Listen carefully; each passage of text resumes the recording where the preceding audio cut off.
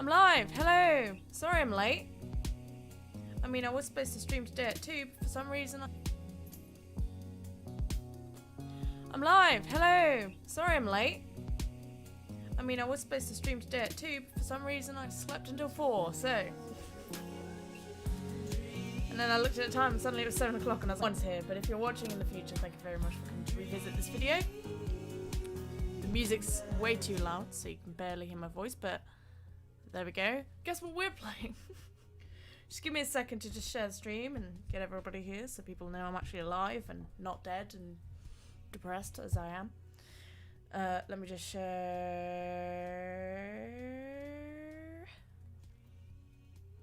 Smile, guys. Smile. I'm live. Link in bio. Who's gonna love me? I know. Who's gonna love me? Somebody love me, please. I'm live. Link in bio. Hey, Cass. Hey, Tara. Thank you, Tara. Yeah, I think I'm going to start streaming more in the evenings rather than early afternoons.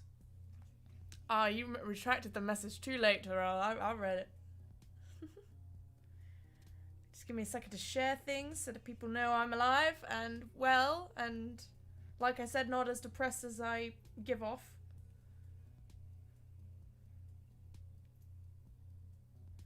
Copy a link. Twitter time, guys.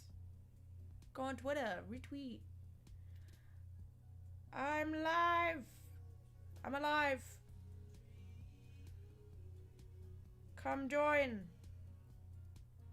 I'm trying to find my daddy today. We've been dating a few daddies. We dated Damien and Robert. I might go for Robert, but at the same time, today I'm going to do.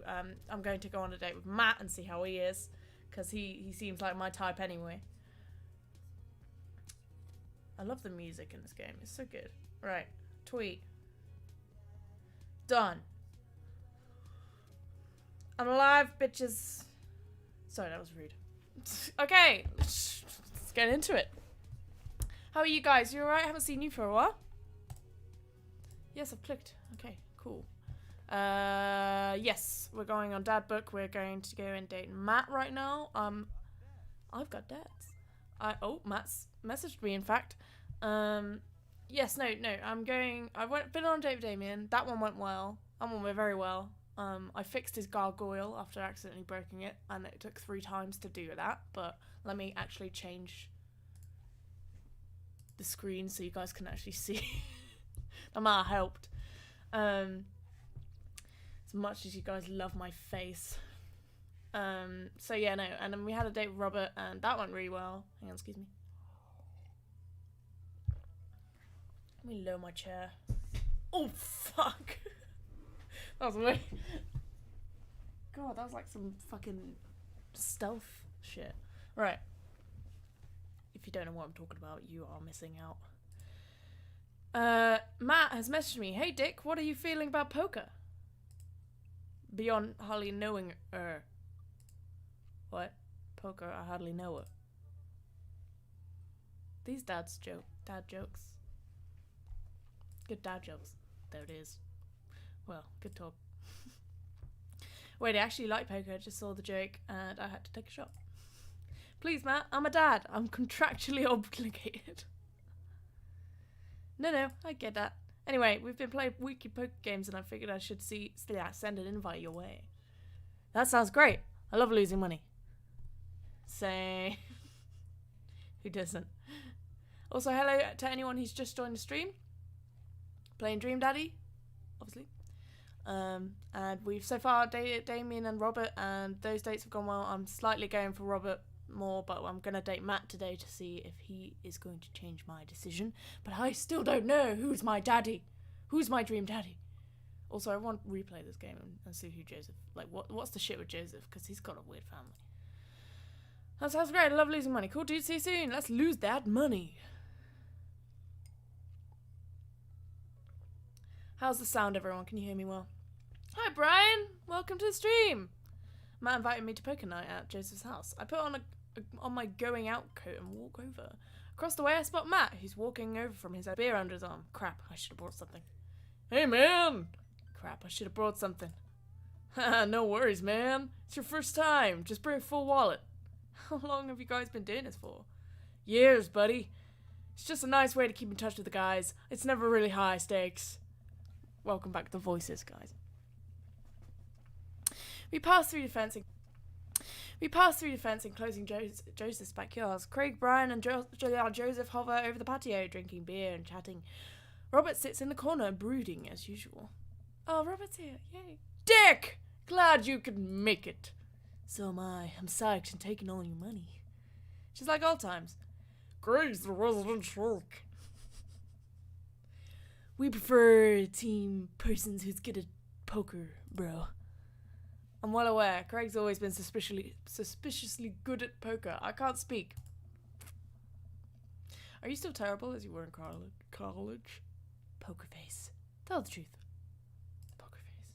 Hey, I wasn't terrible. I'm not bad at poker. I'm definitely good at poker. Everyone says me. Okay, maybe that was a little defensive. Okay, I'm bad at poker. There's no... Oh. Hi, Robert. Hi, Robert. There's no way you're as bad as Joseph. I need to get my Robert voice in. Get the gruff in. Also, sorry for, like, my chair is fucking huge and this desk is fucking tiny. So my, like, leather chair will rub on the metal and it will sound like I'm farting, but I'm not. Because when I fart, I announce it and say, hi. Joseph shrugs. This is basically my tier thing. I'm giving back to the community. Plus, I'm happy to sit here and eat old Brian's snacks. Guess who brought the pigs in blank? Okay. Brian has just become a little bit more appealing. I'm not gay or anything, but I'd date one of them. Hell yeah. Hell yeah. Brad, Robert's on my... I was like, they're all beautiful. Look at them. They're all good. Look at Brian's smile, bro. That is hand. Oh my god, he's muscular. Bro. Bruh. He brought pigs in blankets. That's made him, like, entirely way more appealing. Not Craig. Hey, my chia seeds and granola energy bars are just as delicious. Everybody laughs. Let's just get the game going. I don't know what Matt's voice is yet. We all take a seat at the table and Matt starts dealing cards. The first couple of rounds go by easily and as I'm getting the hang of things, but it's obvious that Craig is running the show here. Craig, how did you get so good at this? It's pretty easy. You just start getting a feel for everybody's tell. Like, Matt scratches his ear. Hey. Brian adjusts his pants when he's trying to lie. Now wait a second. And I think you're just loudly announce the whole room when you have a good hand. Yeah, yep, that's me.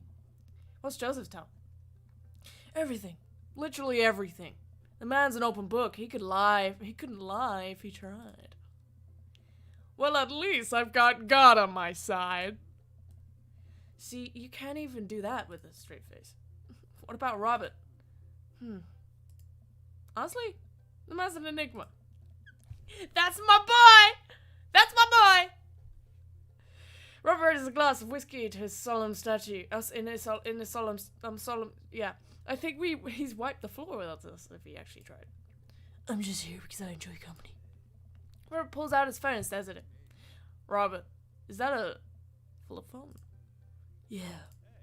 What are you, a drug dealer? What are you, a drug dealer now? Yeah, what do you need? Horse? Speed?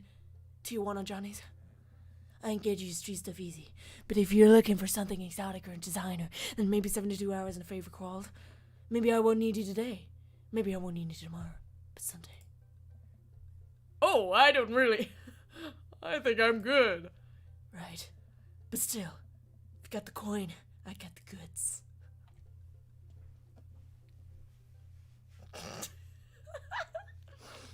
Mama, I am.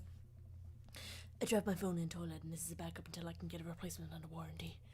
Everyone murmurs their sympathies. We've all been there. We go back to playing. I really gotta stop eating these pigs in blankets. Pigs in blankets? I don't know. What?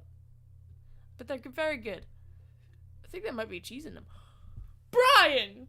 Cheesy pigs and blankets! Brian, I look, he's starting to love you now.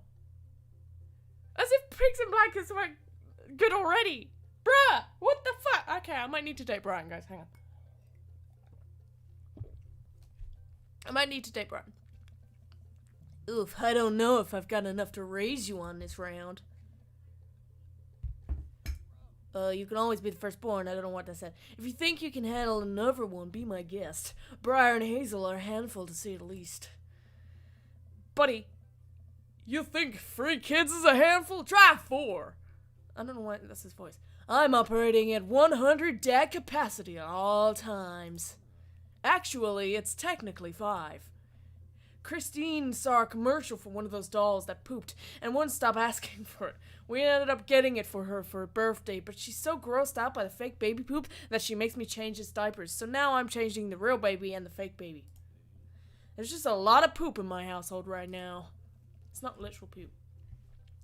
Daisy got one of those a while back.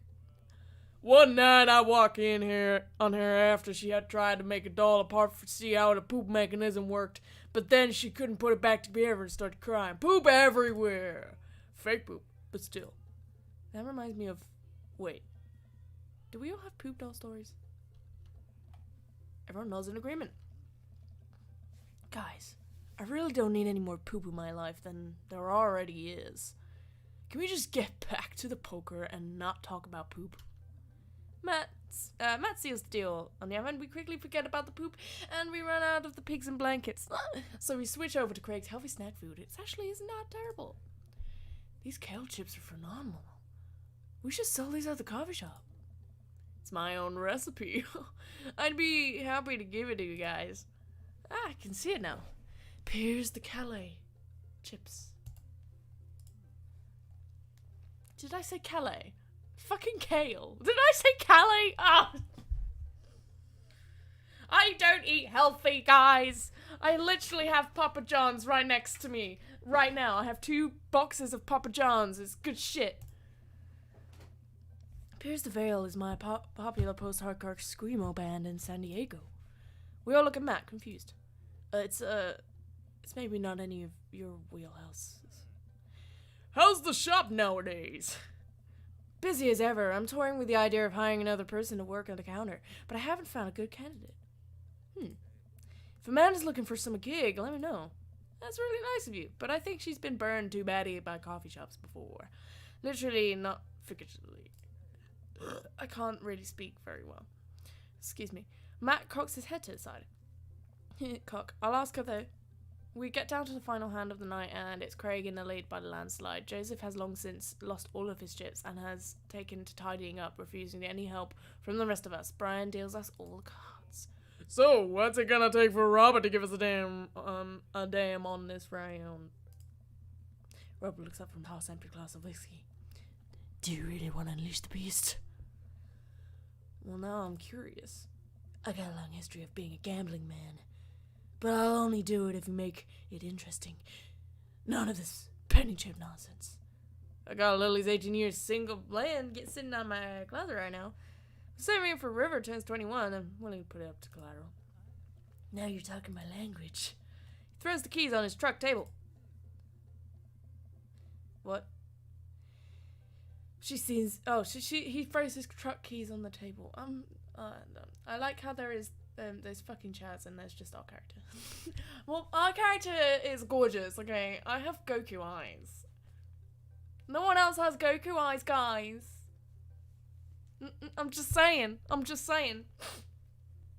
Just saying. God, now I'm craving pizza. I'm like, same. Licking my bottom. I don't know why they're just like in England. They're just like limited to Christmas time, and I don't know why, because I feel like I should be eating them every week. But cheesy pickles and blankets makes me wanna, like, you know, hi Brian, you know. Nope, I need to read stuff. Jesus, myself and everyone else at the tables immediately folds. Deal the cards, bro guy. Are you guys sure you wanna? You heard the man. Deal. Brian deals the next round of cards. Greg stares daggers at Roberts, who casually sips his whiskey. So I know you might be thinking, Robert put his old work harders up for grabs. His only mode of transportation, at times in his life, his only home. How could he be so sure of his abilities gambling? I'll tell you right now, Craig, I wasn't always like this. I was a lot like you. Smart, talented, cocksure of my own luck. Great biceps, but I didn't last long, though. I lost everything in a game of Pai Gao in the back room of a Shenzhen tea house on... Hi! On what I thought... Love you too! Sorry, my housemate came home. On what I thought was 3-day business trip. Everything gone. Clothes, money, identification. You name it. I woke up in a ditch near the park. I don't want to butcher that name. Park. And had to make a new life from there. It took me 3 years to beg, borrow, and steal my way back to American soil. And in those 3 years, I saw the greatest depths of human fear. Loved deeper than I ever had, and lost it many times over. I've seen my own death, Craig. I know how I die. It's not like this. So let's make it more interesting. Ron produces the I like how everyone went, dude! I have a question. You have a statement? Hello. Sarah, have you heard of a game called Sucker for Love? It's basically a game where you try to date Cthulhu. Okay, I'll try it out. Would you like to hear it? Well, you've typed it in. It's your decision if you want to type it, I guess, yeah. Also, guys, I look like shit today because I just woke up.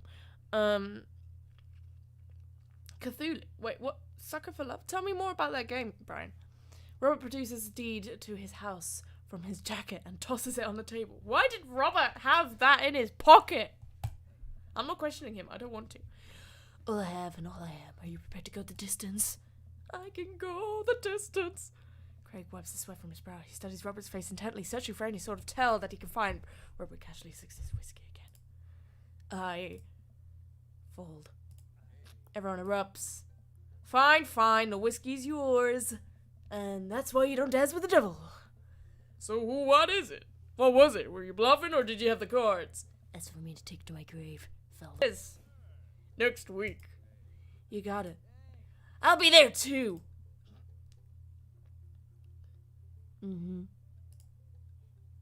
Sorry, Connor, if you're gonna type something in chat, type it, but also at the same time, if it's disturbing, just don't, and just message me. Sure thing. I almost had a heart attack. This has been very relaxing. I sincerely doubt I'll wake up in a cold sweat thinking about it tonight. Get working on that poker face, dick. We all say our goodbyes and head our separate ways.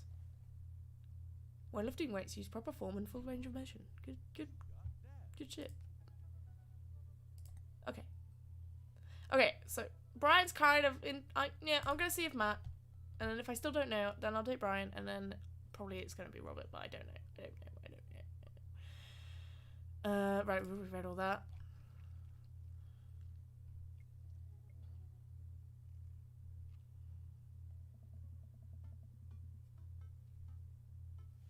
Connor just messaged me what he was going to say, and all I saw was Shrek and clapping his cheeks. So I'm just going to read that later.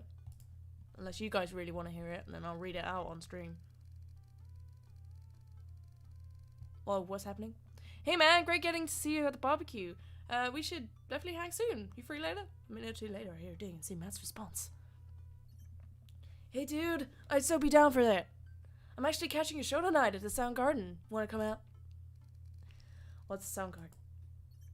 It's a concert venue, but also a band that looks like a lot of... Let me restart that. It's a concert venue, but also a band that a lot of people listened to back in when it was cool to have soul patches.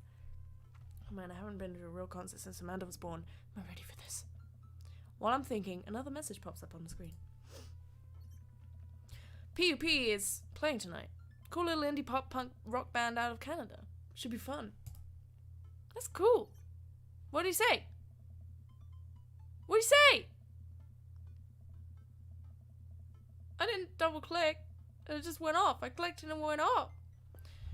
I log off Dadbook and think for a second. Wait. When was the last time I went to a concert? I mentally backtracked decades through memories of denim jean jackets and moral panic over teenagers turning into a cult. What's wrong with denim jean jackets, bitch? What's wrong? Nothing's wrong with that. Okay? Sorry, I got really defensive. Oh god, I had a mullet back then. Yes! Mullets are getting in. Oh god, I thought it was cool. Oh god, other people thought it was cool. I finally remember the strange 80s prog rock. What? Prog rock I used to listen to and mentally envision all of the airbrush fans in the parking lot. Man, how did anyone survive the 80s? I wish I was in the 80s. Or, any other decade than this one. Okay, so I haven't been to a concert in a long time. What do you even do at concerts now? I spend most of the day pacing around the house thinking about my relationship with coolness. I mean, I always thought I was cool, at least relative to a bunch of other dads my age. Dad, what are you doing? I look over and see Amanda at the door, just getting home from school. Anyway, what's up? Amanda, how do I be cool? Let me put on a pot of coffee first. This is gonna be a long night. He had a mullet, that's horrible. Hey, mullets are in nowadays, and yeah, they're alright. I don't really care. No, seriously, Matt invited me to a concert, and I don't think I've been to one since you were born. Chat had left the chat since I sent the Shrek comment. I feel very accomplished. Cool.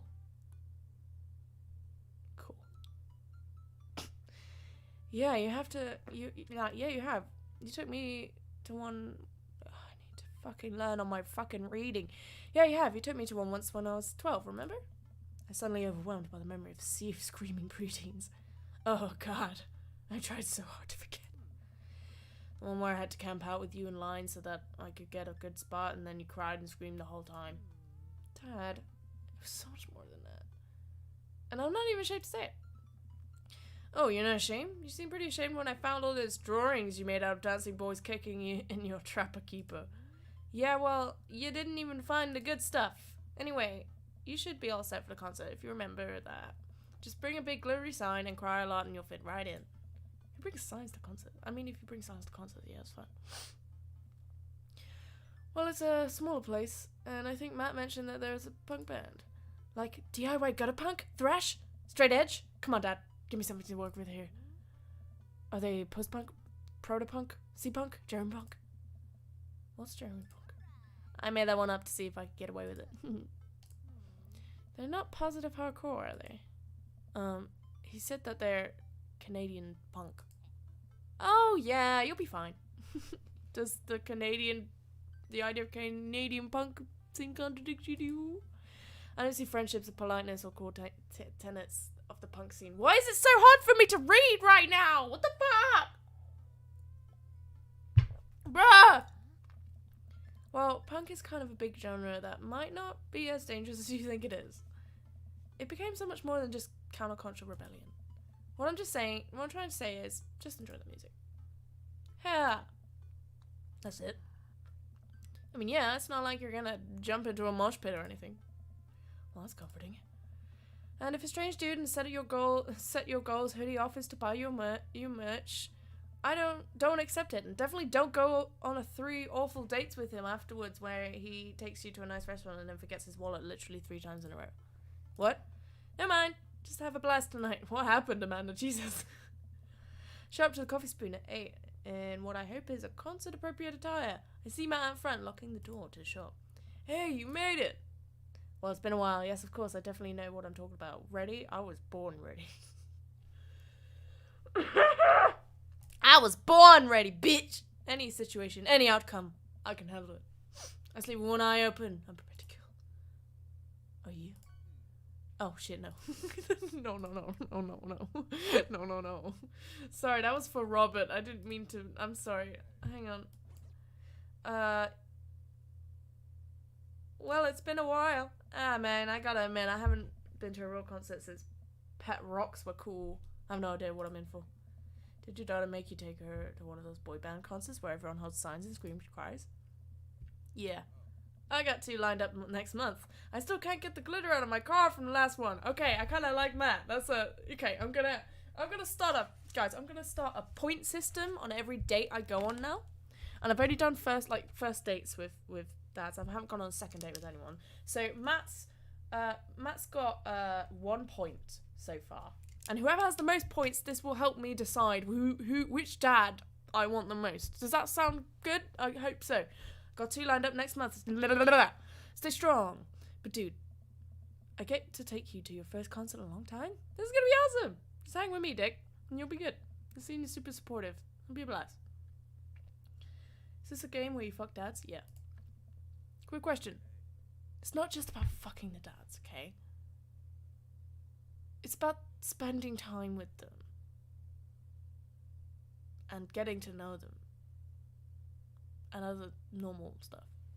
Shoot! What is scene? Matt lets out a tiny laugh. Sorry. It's just weird because scene can describe a music scene as it pertains to a community of people who like the same genre, but can also describe a genre of music no one wants to admit they were into. Thanks, Ben, for retweeting the stream on Twitter. Matt looks off into middle distance. He says nothing, but I can tell he's thinking never again. That's confusing. You'll get it. The important thing tonight is that you enjoy yourself. Come on, let's head to the show.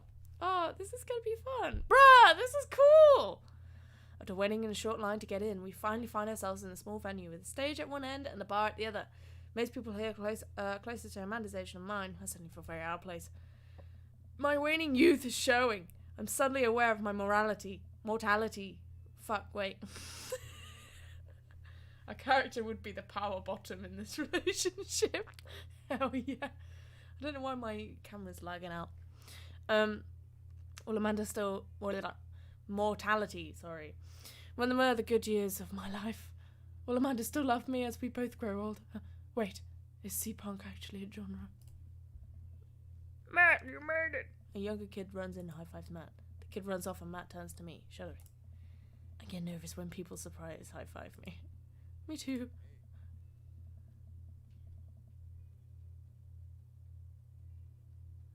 That's because this game is nice.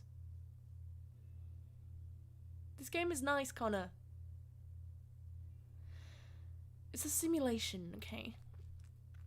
I'm like a small animal. Loud noises, large groups of people frighten me. Do you also enjoy curling in a patch of sunlight and taking a nap? That's my favourite thing to do. A couple of other people notice that Matt's in the crowd and yell hey his way as well. He's the popular! Oh my god! Matt waves and hugs a couple of people. He seems really in his element here. Matt turns his attention back to me. I'm so afraid of... Oh. Let's go grab a beer. Matt and I line up in the bar in the back. Why is Matt me? He's me! Where a couple of older people, concert goers, hang out. A couple more people notice Matt and tip their drinks at him. Seems like you're a popular guy out here. Yeah, I go to a lot of shows. This is a really cool spot. But it's times like these when I realise I can only be charming and funny for about 5 minutes before I run out of stuff to talk about. What hentai game did you play? Brian, oh my god. Brian wants a piece of it. But it's times like these when I realise I can only be charming and funny for... I've already read that. And then I become keenly aware of where my hands are. And that there's no comfortable place in your mouth for your tongue to rest. Why is Matt me? Why is Matt me? God damn it, where do I put my tongue? See? Well, where should I put my tongue, Matt? I've known you for more than 5 minutes and I still think you're charming and funny. Just you wait. We grab our drinks. This scene seems really friendly. I don't know why people wouldn't want to admit that they listen to it. Huh. Let's check out the merch. Oh, hi! Too late. Brian's playing hentai. I mean, who hasn't at this rate? Matt and I walk over to a small booth in a corner of the room where a crusty-looking teenager guards a selection of shirts and records. He singles me out from across the room and hops up on his chair.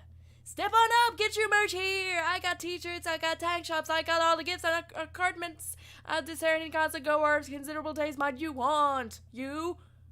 I gestured to myself, my face flushing red. Yes, you. You look like a fellow who knows their music. How's about I find 12-inch long playing vinyl. I'm glad he said vinyl. Record made and distributed by Pop, Canada's premier punk rock outfit. Tally-ho, good sir. Please stop yelling at me. Tally-ho, good sir. Well, see here, fine shopkeep.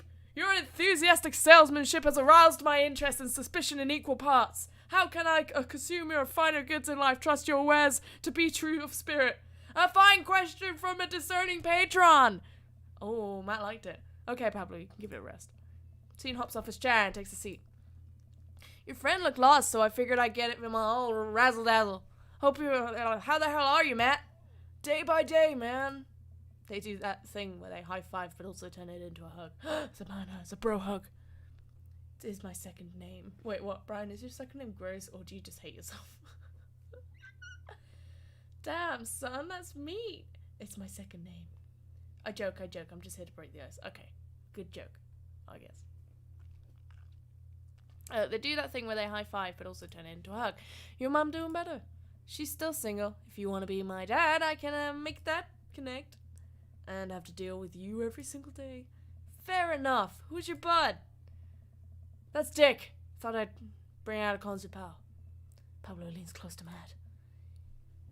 Is Dick cool? Matt eyes me. I eye him back. He cracks a smile. Yeah. Pablo brings me into... Oh!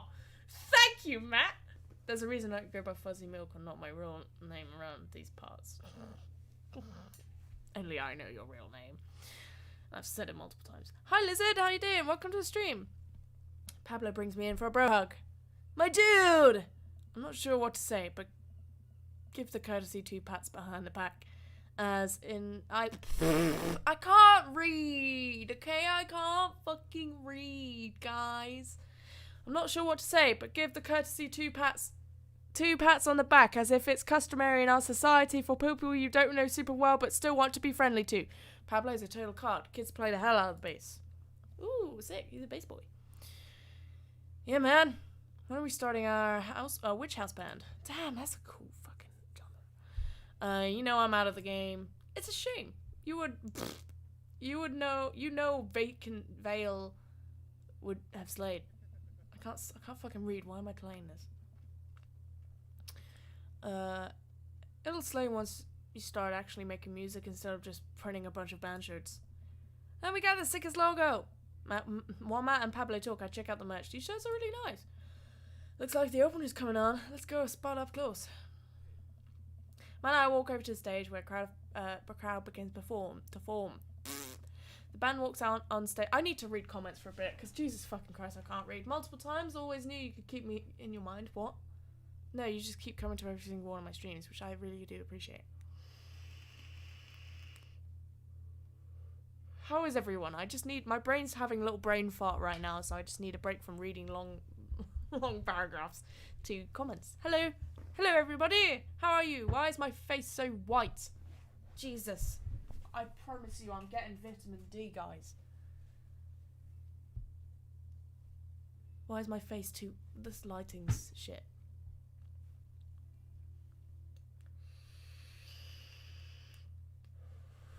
I can fix it. I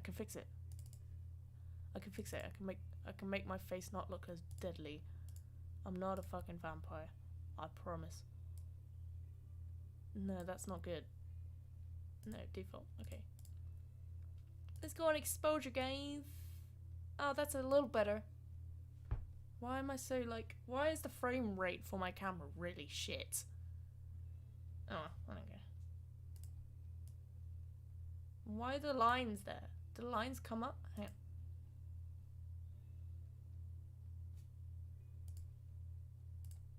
Okay, that's a little better, but you can see lines now, which is great. Quick, everyone, she's reading comments. What the fuck? Connor, fuck off. That's not funny. Brian, delete that comment. You are my mod. Matt and I walk over to the stage where a crowd begins to form. The band walks on stage and pick up a variety of strange instruments. Is that a harpsichord? The lead singer addresses the crowd and has a mandolin slung behind his back. These guys sound fucking cool. They have mandolins and shit. That's cool. Hey, what's up, everybody? We're the Jonathan Jones and Speakeasy Choir. My name's Daniel. Let's start the show. Oh no, these guys. What? Without time to respond, the band starts playing the most cacophonous noise I've ever heard. Can you hear this?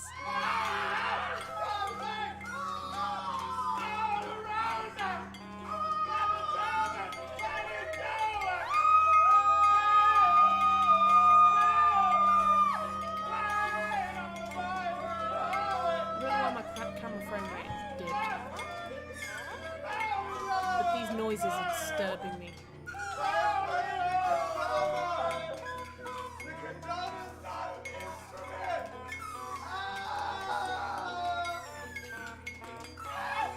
What the... What? music break.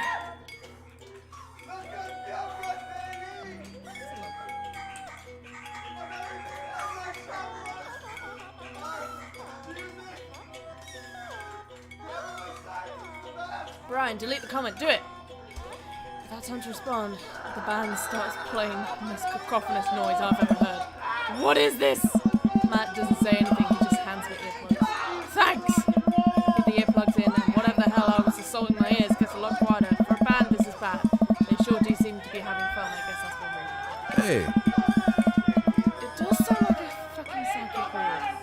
Jesus, did that cellist break his bow in half? I don't get this. Oh my god, that's horrible. Why would you break a bow in half? That seems to go on forever. There's no breaks in the song, and I think one of the band members' jobs is specifically just to burn poetry on stage. I turn to Matt and try to start a conversation. So you got a lot of concerts out of your own? What? So you go to a lot of concerts out here? Huh? What? So you... Hey. Yeah! Hey. You can't hear me, so I just stop and try to avoid music. Okay, no, this is impossible. How long have they been playing the same song? 10 minutes? 20? A year? Eventually, this set ends and shit goes back to fucking normal. But only after the drummer sprains his ankle during a saxophone stone. That's fucking cool. I would have wanted to see that. They promised it was a part of the act as he was carried off stage crying. Matt and I both pull our earplugs out. Man, that was something. I promise Pup is much better. I just have a lot of questions that I know I'll never get the answer to. Oh yeah, he sprains his ankle at every show. They were being real about that. Let's grab another beer. Matt and I work our way out of the crowd back to the bar. More and more people file into the concert space as I get closer to the main act. As it gets closer to the main act, it's getting kind of crowded in here. We grab our beers and I try to follow Matt back to our spot, but there are so many people that I'm having a hard time keeping up. As I work my way through the throngs of excited concert goers, I realise I've lost Matt entirely. I stop and look around, seeing nothing but a sea of hip 20-somethings. I'm lost. How am I ever going to find Matt here? Where's the exit?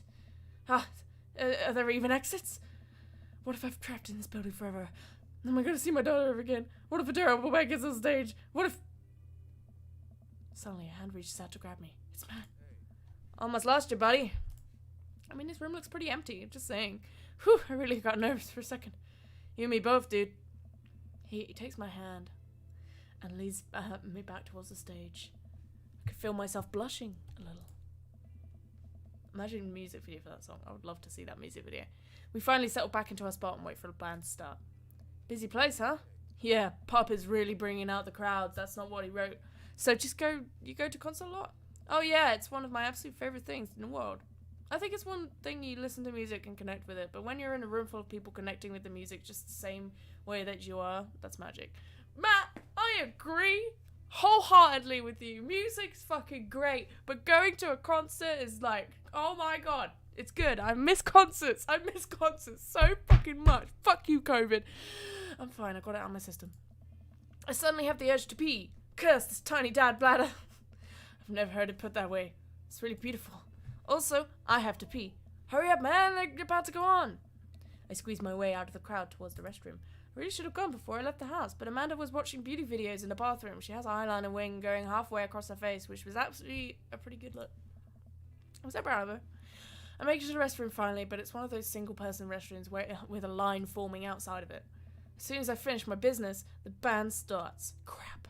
The people that were initially milling around the venue all crowded up against the stage as Pup plays the first song. How am I ever going to find Matt now? Oh shit, have I got to play a little game? Bruh! This is cool! I'm just seeing how long it takes to get me banned. Yeah, just wait. Everyone is rushing to the main stage to watch Pup play. I'm sure Matt will be up there soon. I've got to get there without being trampled by all these rowdy youths. Do I have to use my...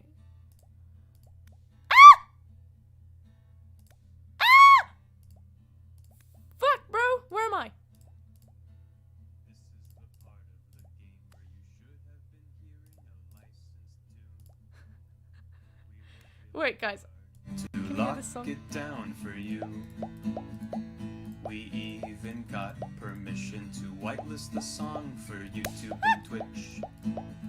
But their systems are seriously broken. What a bitch. I love this song. Bro, how big is this fucking room? So we added the song that you're listening to right now. Don't you think it's better than risking content ID? To you streamers and let's players, I have one decree. Thank you. Please check out the band called Pup and their song DVP. I will. DVP. That's right, the band's called Pup and their song called DVP. I'm scared, bro. The Fuck song off. is great and the video is tight. Yes, take it from me. It's like Leave me alone. footage of NES and SNES games with the lyrics added into them. It's really cool, but it's kind of hard to explain right now, but you'll get it, I promise. You should really go check it out. I will. It's a really good video. I will check it out. So Get we out of my added fucking way, the bro! Song that you're listening to right now. Don't you think it's better than risking content ID? To you streamers and let's players, I have one decree. Please check out the band No. Up and their song No. DVP. DVP. Don't fuck me up. Hang on.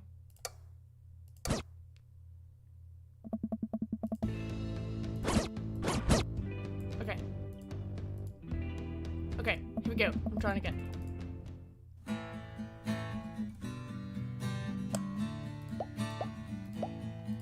Bruh! Bruh! Ow. This is the part of the game where you should have been hearing a licensed tune. We worked really hard to lock it down for you. Thank you.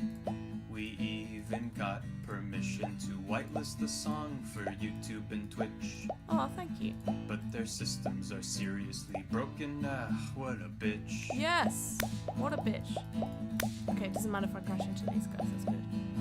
So Just don't wanna we touch added the song that you're listening to right now. Don't you think it's better than risking content ID? Yes. To you streamers and let's players, I have one decree. What? Please check out the band called Pup and their song DVP. Check it out some soon. No! That's right, the band's called Pup and their song called DVP. You try. The song is great and the video is tight. Yes, gonna take do it it. from me. It's like footage of NES and SNES games with the lyrics added into them. It's really cool, but it's kind of hard to explain right now, but you'll get it, I promise. You should really go check it out. It's a really good video. Okay. I'll check it out. So let me try again. So we added the song. Okay, guys, just, you gotta be patient with me. I'm gonna try one more time, and if I can't do it, then fuck it. I'll give myself 3 tries.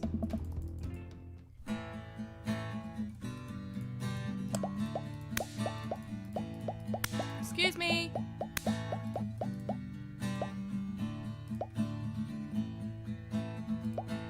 This is the part of the game where you should have been hearing a licensed tune.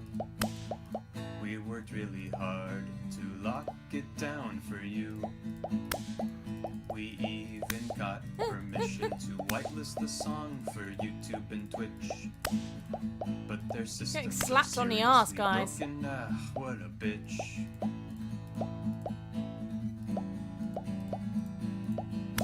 Ow. So we added slapping me. the song that you're Stop spanking me, listening bro. to right now. Don't you think it's better than risking content ID? To you streamers and let's players, I have one decree. Please check out the band called Pup and their song DVP. DVP. Just 50 seconds. Just 50 seconds. That's right, the band's called Pup and their song called DVP. Stop slapping me, bro. The song is great and the video is tight, yes, take it from me. It's like footage of NES and SNES games with the lyrics added into them. It's really cool. Oh, It's they're coming for kind of hard me! to explain right now, but you'll get it, I promise. You should really go check it out. It's a really good video. Fuck off, bro! So we Ah! added the song They're that coming you're for me! listening to right now. Don't you think it's Fuck, man. better than risking content ID? It is. To you streamers and let's players, I have one decree. Don't slam me, bro. Please check out the band I did it! and their song DVP. DVP. Legit didn't know this song was part of the game when I joined. I actually love it. But really, Oh, someone was- she content just thought that was like demands someone a was jamming. serious convo. It's so good, isn't it? But is this the time or place to talk about it? I'm finally able to hang on. Finally able to work my way through the crowd to where Matt originally was, but nowhere to be found. But he's nowhere to be found. Shoot, well I guess I should keep look. I bumped into him from behind and I find myself in the middle of a bunch of youths running around a circle and music. I'm in the pit. How do I get out of the pit? Out of nowhere, a youth shoulders himself into me and keeps moving in a circle. Hey, I guess I'm moving in a circle now. I frantically search for a way out, but all I can see is an ocean of youths rhythmically slamming into each other. Another youth slams into me and I lose my balance. I'm about to topple over. This is it. This is how I die. Trampled under the boots of something. Someone grabs my hand. Someone familiar. I look up and see Matt. He pulls me back onto my feet. Hello, Beth. Welcome to stream. Did lots of eggplants just erupt, by the way. You're wild, dude. Matt throws his arms around me and we jump back into the circle, bashing into Yes, Matt. I like Matt. Bashing into you's left to right as Pup plays a killer solo. I didn't know you messed with the pit. Me neither.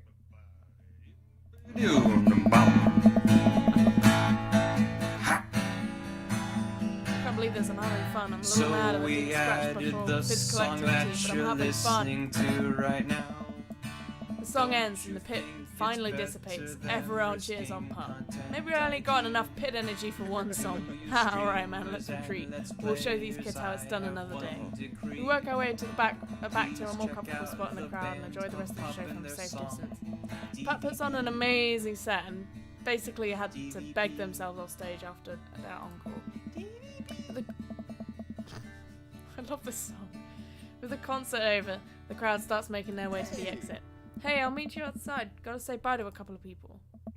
That was a good song. I hang outside the venue until Matt finally shows up. Hey man, thanks for waiting. I got you a present. Matt hands me a t-shirt I know I was looking at earlier. Whoa, thanks man. Saw you eyeballing it back in the merch booth. And I mean, anyone who tears it up that hard on their first time back at a concert deserves a reward.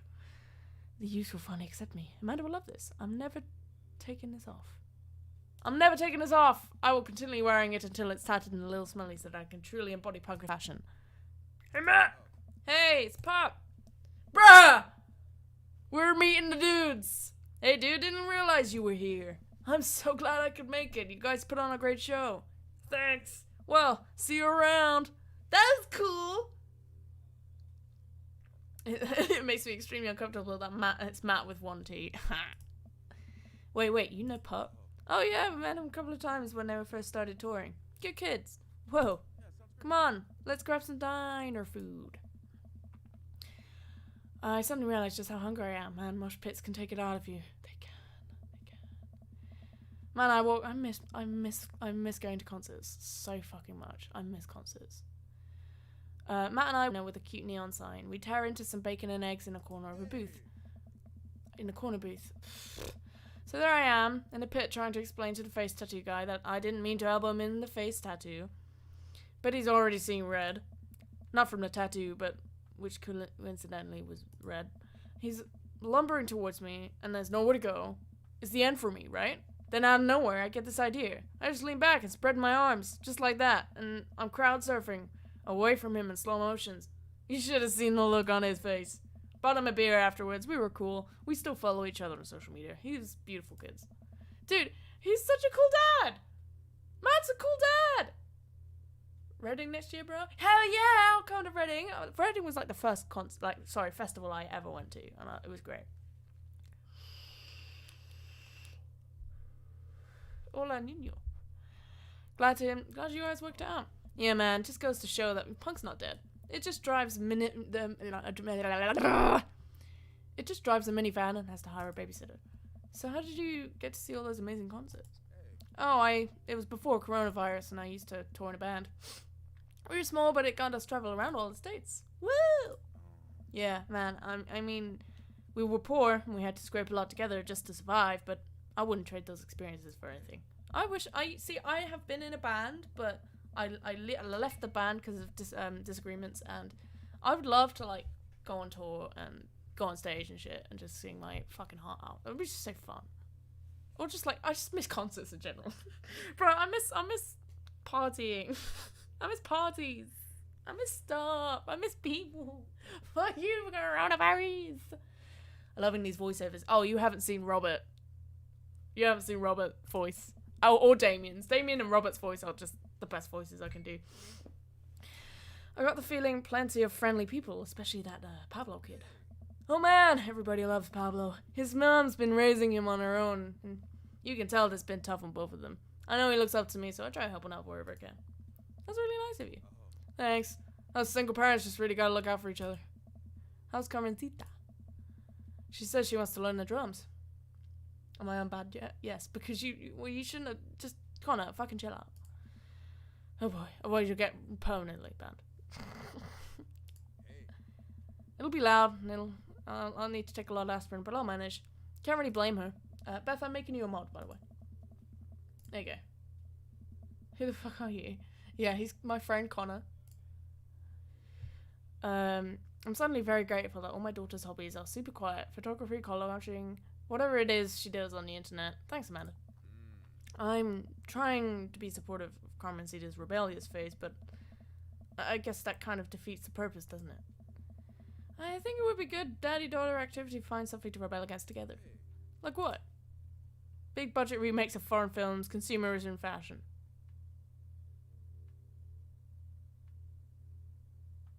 Consumerism. Why do we gotta get up early the day after Thanksgiving and line up to buy things? Why can't we, like, share things? Comrade, you're speaking dangerous things here. I'm scared. He and I laugh. We keep digging into our big plates of greasy diner food. The breakfast I ordered for dinner is absolutely hitting the spot.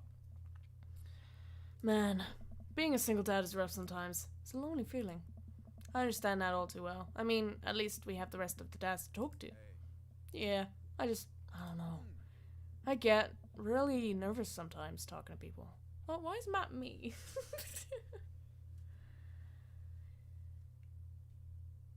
I don't care if you know where I live. I can beat you up, man. I get really nervous sometimes talking to people. Matt gets nervous talking to people, but he's so cool. Me too. Matt is me, although I'm not cool. I've never really considered myself an extrovert and never really considered myself an introvert. I'm just uncomfortable in every situation always. Me. You're fine. You're actually really easy to talk to, you know that? Thanks, Matt. Matt and I spend the rest of the night trading daughter stories. Turns out our kids are a lot alike. We finish up our late night dinners and head out. Oh, back to the cul-de-sac. Back to our respective houses. Tonight was a blast, man. Loved it. Although I'm probably gonna feel it in my knees in the morning. You and me both. I don't usually like going on these things alone, but it was really cool to have you there with me. I'm glad. Alright, I'm calling it quits for the night. Stay cool, man. He called me cool. Matt called me cool. No, they call him Connor. His name's Connor, guys. I walked into the house with my heart in my throat. Amanda pops her head out from her room. Hey, Pops. How was the show?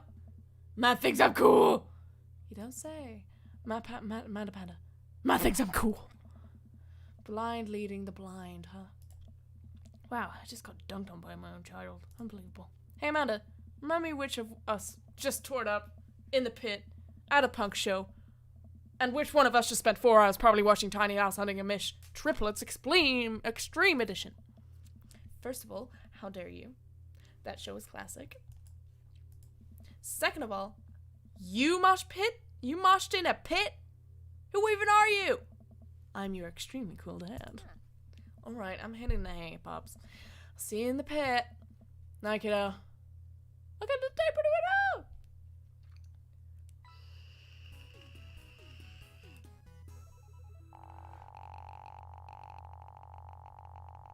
S. Oh. Oh, he's down for an encore. Okay, so I didn't get... That's not the best rank I've gotten. I don't think I clicked many of the answers that I should have, but... Matt's cool. But I'm kind of leaning more to Robert. I'm sorry, guys. I think I might go for Robert. I don't know. What do you think? Hey, Matt got 1 point. I need to go on second dates with Robert and Damien, which I will. Craig just messaged me. Hello, Craig. Hey, dude. I've got the runes. Oh, I've got just the thing. I'll head to the store and grab you a real chunky milkshake, cherry licorice, and a book of word jumbles that I found helpful in strangers' times and such as these. Would. Wouldn't that make it worse? Oh, it's not for the diarrhea. Milkshakes are just comforting. Wait, why are we talking about this? Wait, was that it? Wait. Oh no. But I've got the runs, I meant that I feel like running. Who fucking says that? Wanna come to gym with me? Why do I feel less excited about that than getting home remedies for diarrhea? Come on, man, it'll be fun. You know what? Sure. When are we doing this? There's 30 more minutes left of in the meat hall marathon. I'm outside right now. I'm warming up. Okay. At least let me see if Betty gets away from the wolves in time to get a suppressata wrapped cheesecake out of the oven. Okay, I'll go on that run later with Craig, but I'm gonna have my second date with Robert, see how many points he gets up. Matt has 1 point, which is not very much, considering. One day when you stream, when I'm at your house, that way you can't ban me. You think I'm gonna stream when you're here? Hi, Robert! How you doing? How's my mans?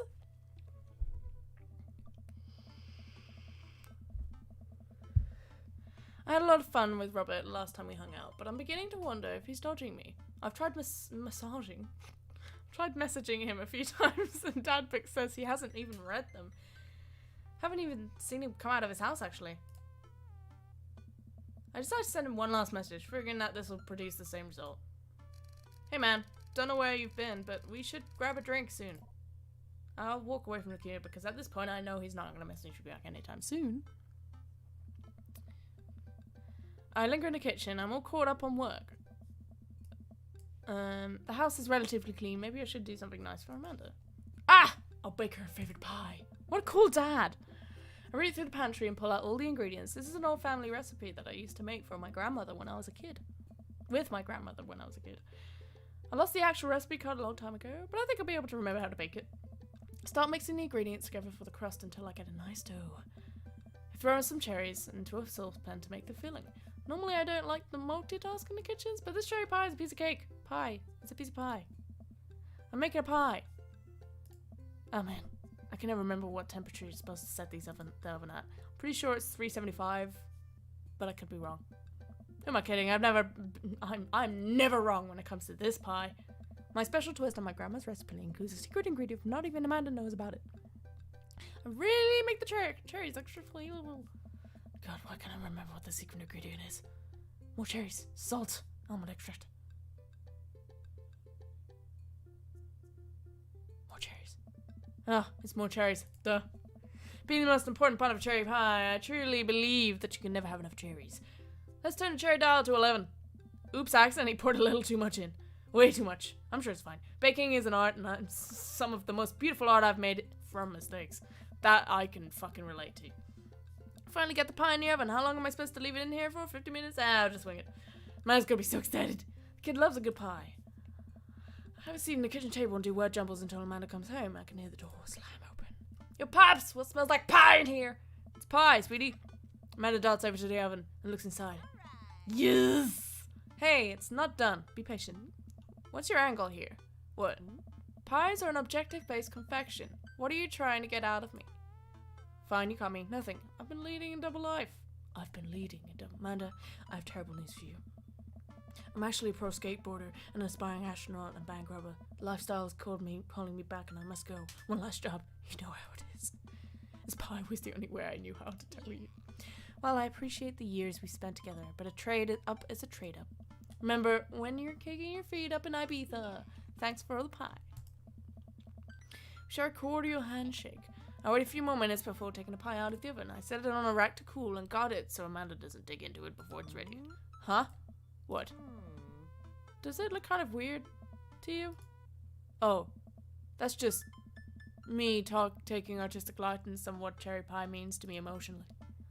I'm just saying this because, you know, it seems like you might have baked this pie incorrectly. And you're currently right now trying to pass it off as a good thing.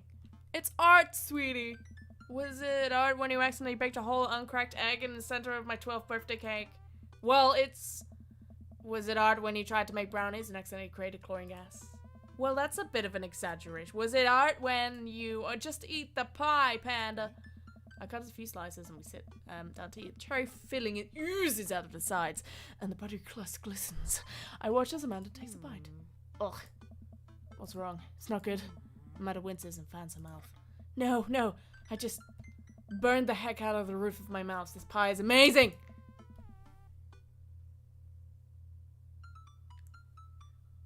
You said pie way too much and now I'm hungry. Connor, you'll get to be a mod when I trust you fully. Sorry for doubting you. I breathe a sigh of relief and take a bite. She's right, the pie is pretty incredible, as it always is. I'm really proud of you for making a pie without burning the new house down. I got a few dad tricks on my dad sleeve. Yeah. Maybe fathers aren't as bumbling and stupid as the media makes us out to be. Maybe we as a society should have a little more respect for fathers as a whole. Dad, your sleeve is on fire. I run to the sink and put myself out. Pride will be my undoing. Amanda and I clean up the kitchen and play a little more living room hoops before she retreats to her room and do homework. I go back to my word jumble. Hey, this one smells cat. The rest of the evening trickles by. We eat dinner, I help Amanda with one of her scholarship applications, and we both start getting ready for bed. I decide to check Jadbook one last time before climbing to bed. Still nothing from Robert. Huh, hope he's okay. Turn out the lights and lie down. Hey. Oh wait, sorry. Hey. Dick. Hey. Hey, Dick. Hey, I'm outside. Come outside. Huh? What is this? I was just about to verge of falling asleep. I climb up out and try to identify the source of the dinging. My computer screen illuminates in the dark room. I walk over to it, ready to turn it off, when I notice what's happening on screen. Don't make me honk. I will honk. Get out of here. I look out my window, and sure enough, there's Robert leaning up against his pickup truck in the driveway. Hi! Hi! I open my door to try and figure out what's going on.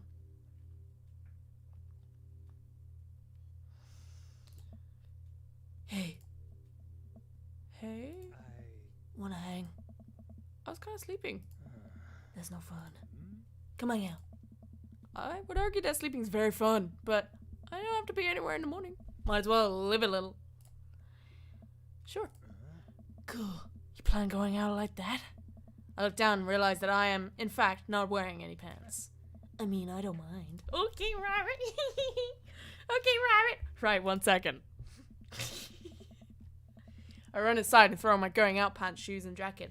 I grab my keys and meet Robert back outside. Ready? Ready? Hop in. I jump into the passenger seat of his old Why am I getting excited? He's creepy as fuck. Jump into the passenger seat of his old red pickup truck. I have to move a few empty cigarette packets and gas station receipts out of the way before I can sit. Robert silently starts the car and we drive out of the cul-de-sac. You like Tom Waits? Hoist that rag, baby. Hoist that rag, baby. Oh!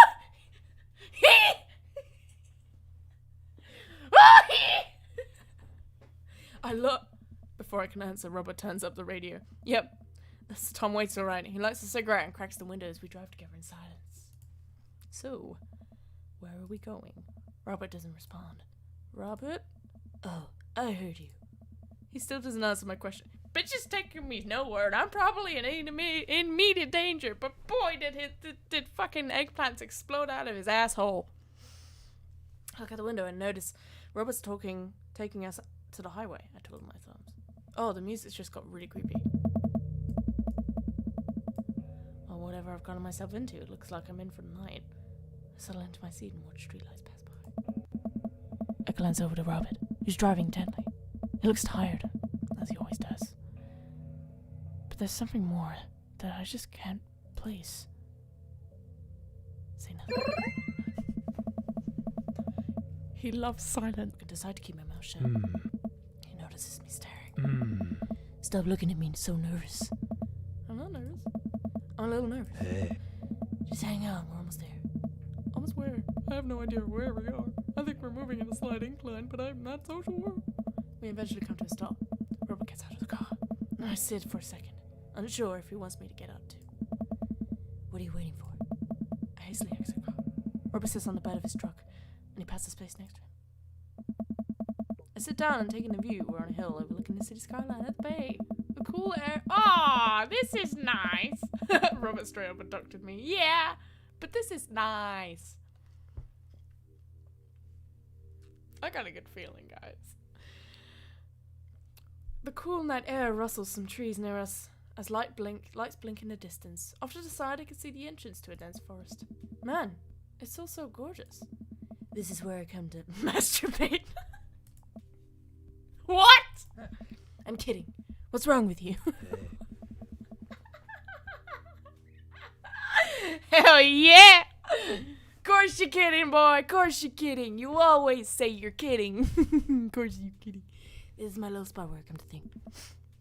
It's nice. You can see the whole city from up here. Really gives you some perspective. Robert reaches behind him and pulls something out from under his jacket. It glints in the moonlight. Suddenly I realize what it is. Oh shit, that's a knife. Oh. Please don't stab me. Robert reaches into his pocket and pulls out a small piece of wood. Please don't stab me with that either. Robert takes the knife to a piece of wood and starts carving at it. Oh, I breathe a very audible sigh of relief and Robert looks at me sideways. Did you think I was going to stab you just now? What? No. Hate to break it to you, but I did, in fact, bring it out here to harvest your organs. Play along. Yeah, well, you think you caught me in the trap, but I knew. For years I've been putting up the most vile junk food in my bobby in preparation for this day. Does say Bobby? Come at me, friend, and reap what you will. 2 steps ahead of you all the time, that's how I operate. Mark, let's just blast it out of his asshole! Huh, nothing gets past you, huh? Robert reaches into his pocket and pulls out a folding knife that he opens and hands to me. I'm gonna warn you, the last guy I had a knife fight with lost 3 fingers because he didn't know the 8 basic rules of knife fighting. You're familiar, correct? I honestly can't tell when you're kidding. I'm so many levels of irony deep that I've forgotten what humor is. He and I laugh. He and I laugh. Have you ever willed before? Considering I'm not a grandpa, no. What do you mean by that? Well, I just thought that you would have a block of wood shipped to along with your first social security check. Dick, I'll have you know that whittling is a time-honored tradition enjoyed by... Why do I sound like fucking Donald Trump? I don't sound like Donald Trump. That you're dismissing it before you're even tried... I can't get... Dick, I'll have you know that whittling is a time-honored tradition enjoyed by both young and old alike. There you go, that sounds different. That doesn't sound like Donald Trump. That's good. We're good, guys. I'm saved. That you're dismissing it before you've even tried it, it speaks volumes about your character. However, because I've gotten to know for some time and have come... I'm trying to think about the voice more than anything. However, because I've gotten to know you for some time and have come to think of us as friends, I'm willing to attribute to it to the ignorance instead of malice. What I'm trying to say is, go get the stick. Or motions to a good-looking stick to the ground. Perfect for potential whittling. I pick it up. Oh my god, no, that is Trump. Yeah, no. I've changed it, guys. I've changed it. What have I done? I've ruined this. No. Robert is nothing like Donald Trump, guys. He's nothing like Donald Trump. That guy's an asshole. Robert's nice. It's just his voice. I'm just gonna change it so it sounds like he's been smoking more cigarettes. The most important thing to remember while whittling together is to cut with the grain, not against it. If you cut against the grain, the wood is going to splinter. Robert built a wall, would you? And make you pay for it. Shut up, man. Stop it. Stop doing this to me. Isn't the most important thing safety? No. Getting hurt comes with the territory. Look at my damn hands. I look at his damn hands. They're calloused and covered in little white scars. They're very nice hands. You can't make a steak omelet without breaking a few hand eggs. There you go, that sounds less like Donald Trump. Oh no, now he's Batman. Good. I'm good with that. What? Bruh. Made a pencil, bro! That's a good start. What is it? Sharp stick. Puzzle. Knitting. A sharp stick. Careful, don't poke yourself with that. I made a sharp stick, guys. I made a sharp stick. I love this game. Tell me about this one. Popsicle stick. Tongue depressor. Flatworm. Popsicle stick. Now all you need is to carve up some wooden juice, wooden fruit, and wooden freezer. He likes it. He likes it, guys. I like doing this. This is fun.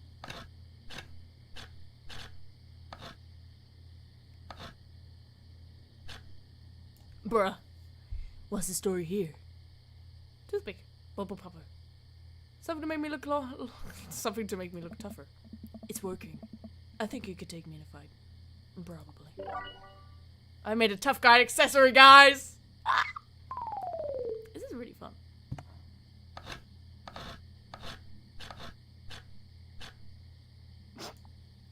What is that? Chicken nugget? I don't know. Ouija board chat. Chicken nugget. Please don't eat that. You made Robert uncomfortable.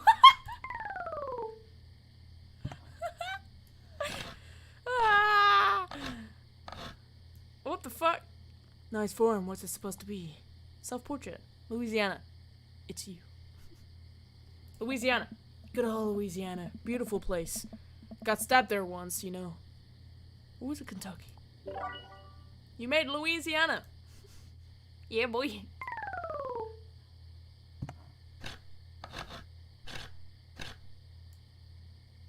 Interesting. What do we have here? A chopstick. Chopstick. Chopstick. It's a stick.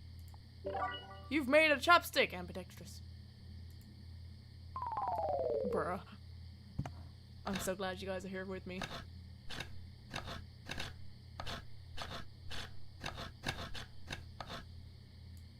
That's cool.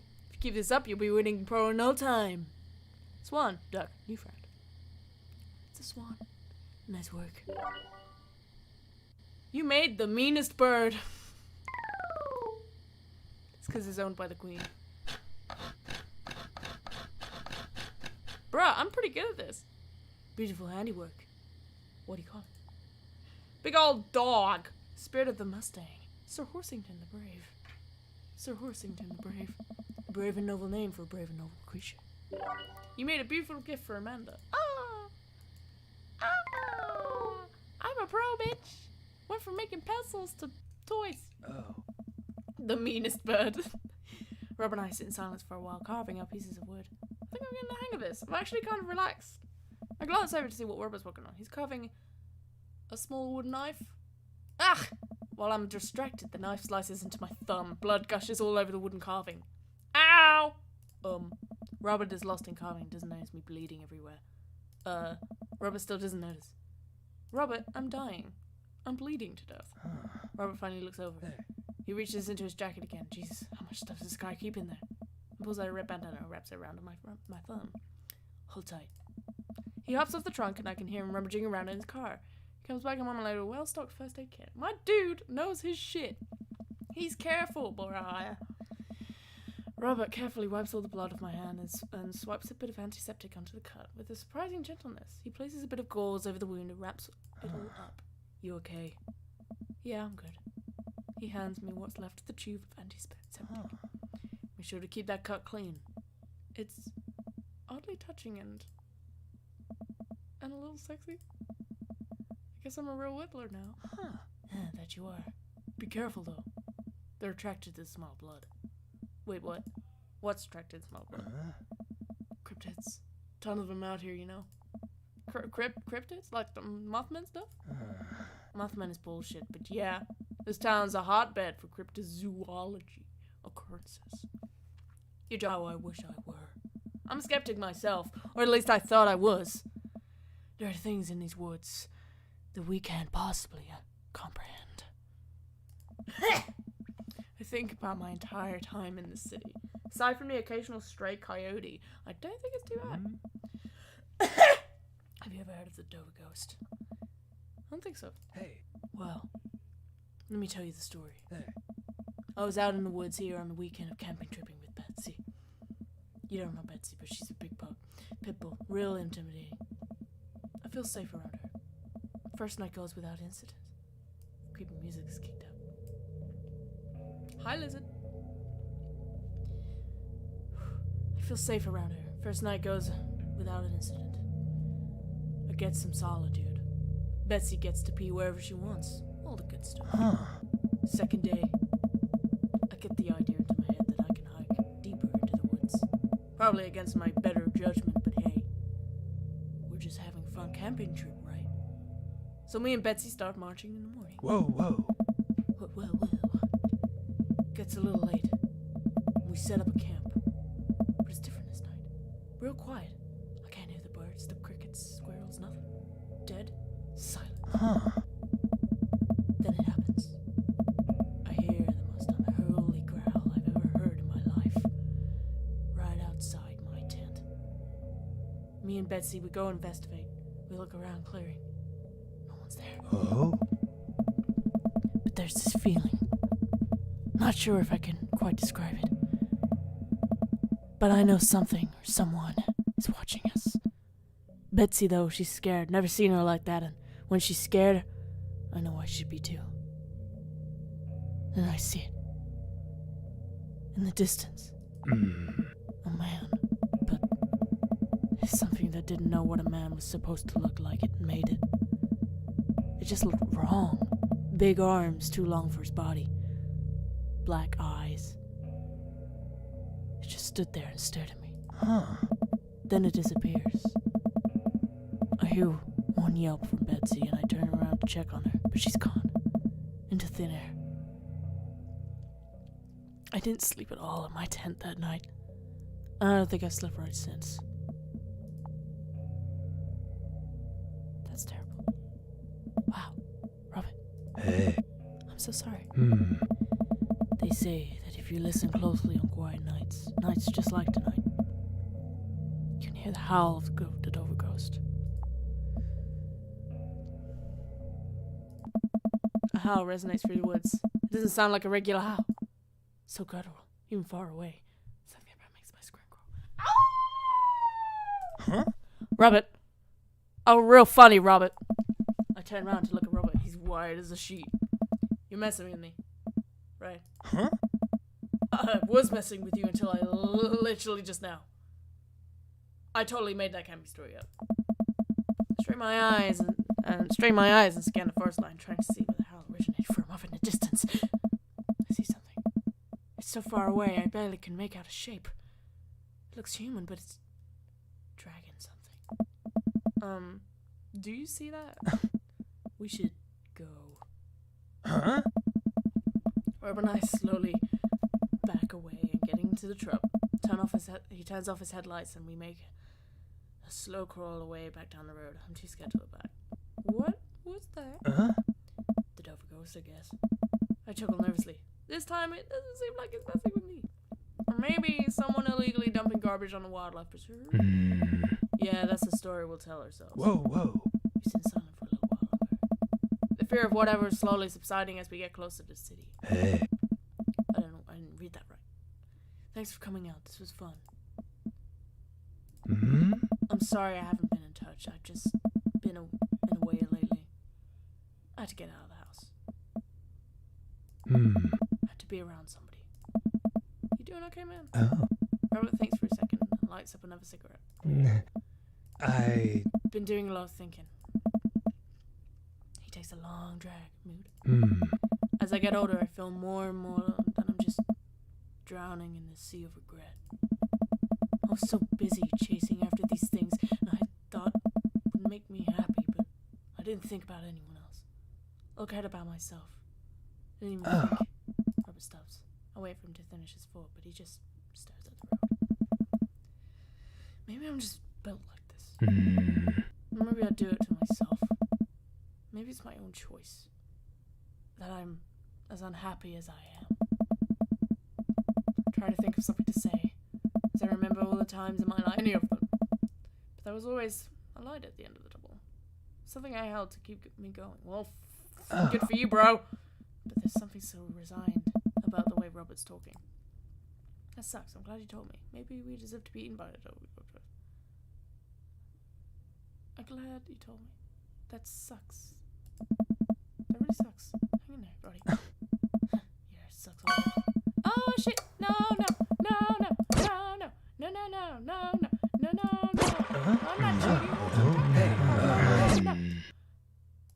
I'm glad you told me. Must have taken a lot for you to want to tell somebody this. You're a mysterious guy, Robert. You don't have to be. Do you ever wish you were a better father? Think about this for a second. All the time. You can read all the parenting books you want, but nothing will ever prepare you for raising a child. There's so much stuff I regret, or wish that I could have done better. But I don't have the answers. I don't know if anyone does. It's funny. I look at you and your relationship with your daughter, and it seems perfect. It isn't. I don't know. At least you're there for her. Stare at the window at the blur of passing trees. I just hope I'm a better father to my kid than my dad was to me. What did your dad do? He was more about what he didn't do. He was quiet, stoic. Don't think he ever once told me that he loved me. He cared more about his work than he ever did about me or my mom. Do you hate him? No, I used to, but after I became a parent, I just kind of feel bad on my whole childhood. When I think about all the happiest moments this got fucking deep. When I think about all the happiest moments in my life, I went with Amanda and Alex. And he just wasn't there. It hurt like hell when I had to leave him to die in the Belarusian prison. What? I turn and smile at him. No, he's retired in Florida with my mom. We go there every Christmas. We both break out. I saw an eggplant. You could have hidden it better, Mitch. We both break out in laughter. He passed me on the shoulder. We drive the rest of the way in silence, listening to the radio and watching the bright lights of the city grow bigger. Oh, that was a nice day. Robert drops me off at my place. I think Robert has a kid. As I'm about to close the passenger door, I realize that I still have Robert's pocket knife in my jacket. I pull it out and offer it back to him. You hold on to that. Never know when you might need it. Night, Robert. Have a safe drive home. Kiss! Fucking kiss, guys! Jesus! Robert smokes and pulls away. He then immediately pulls into his driveway, which is whatever for him.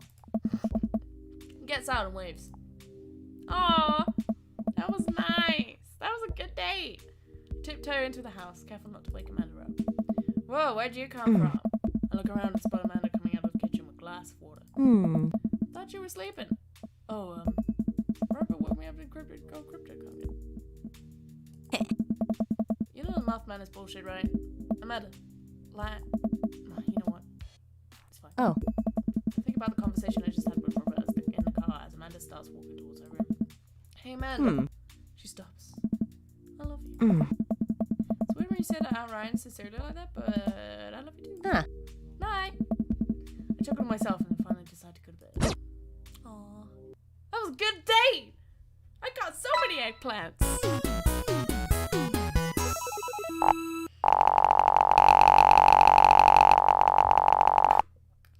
Angry about what? Yeah, I got an S rank. S for sexy. What do you say? Oh well. Proud parent didn't get much though. I like. Knife Dad, 2 or 3. Okay. He's got a lot more points, guys. Robert's got I don't have coronavirus.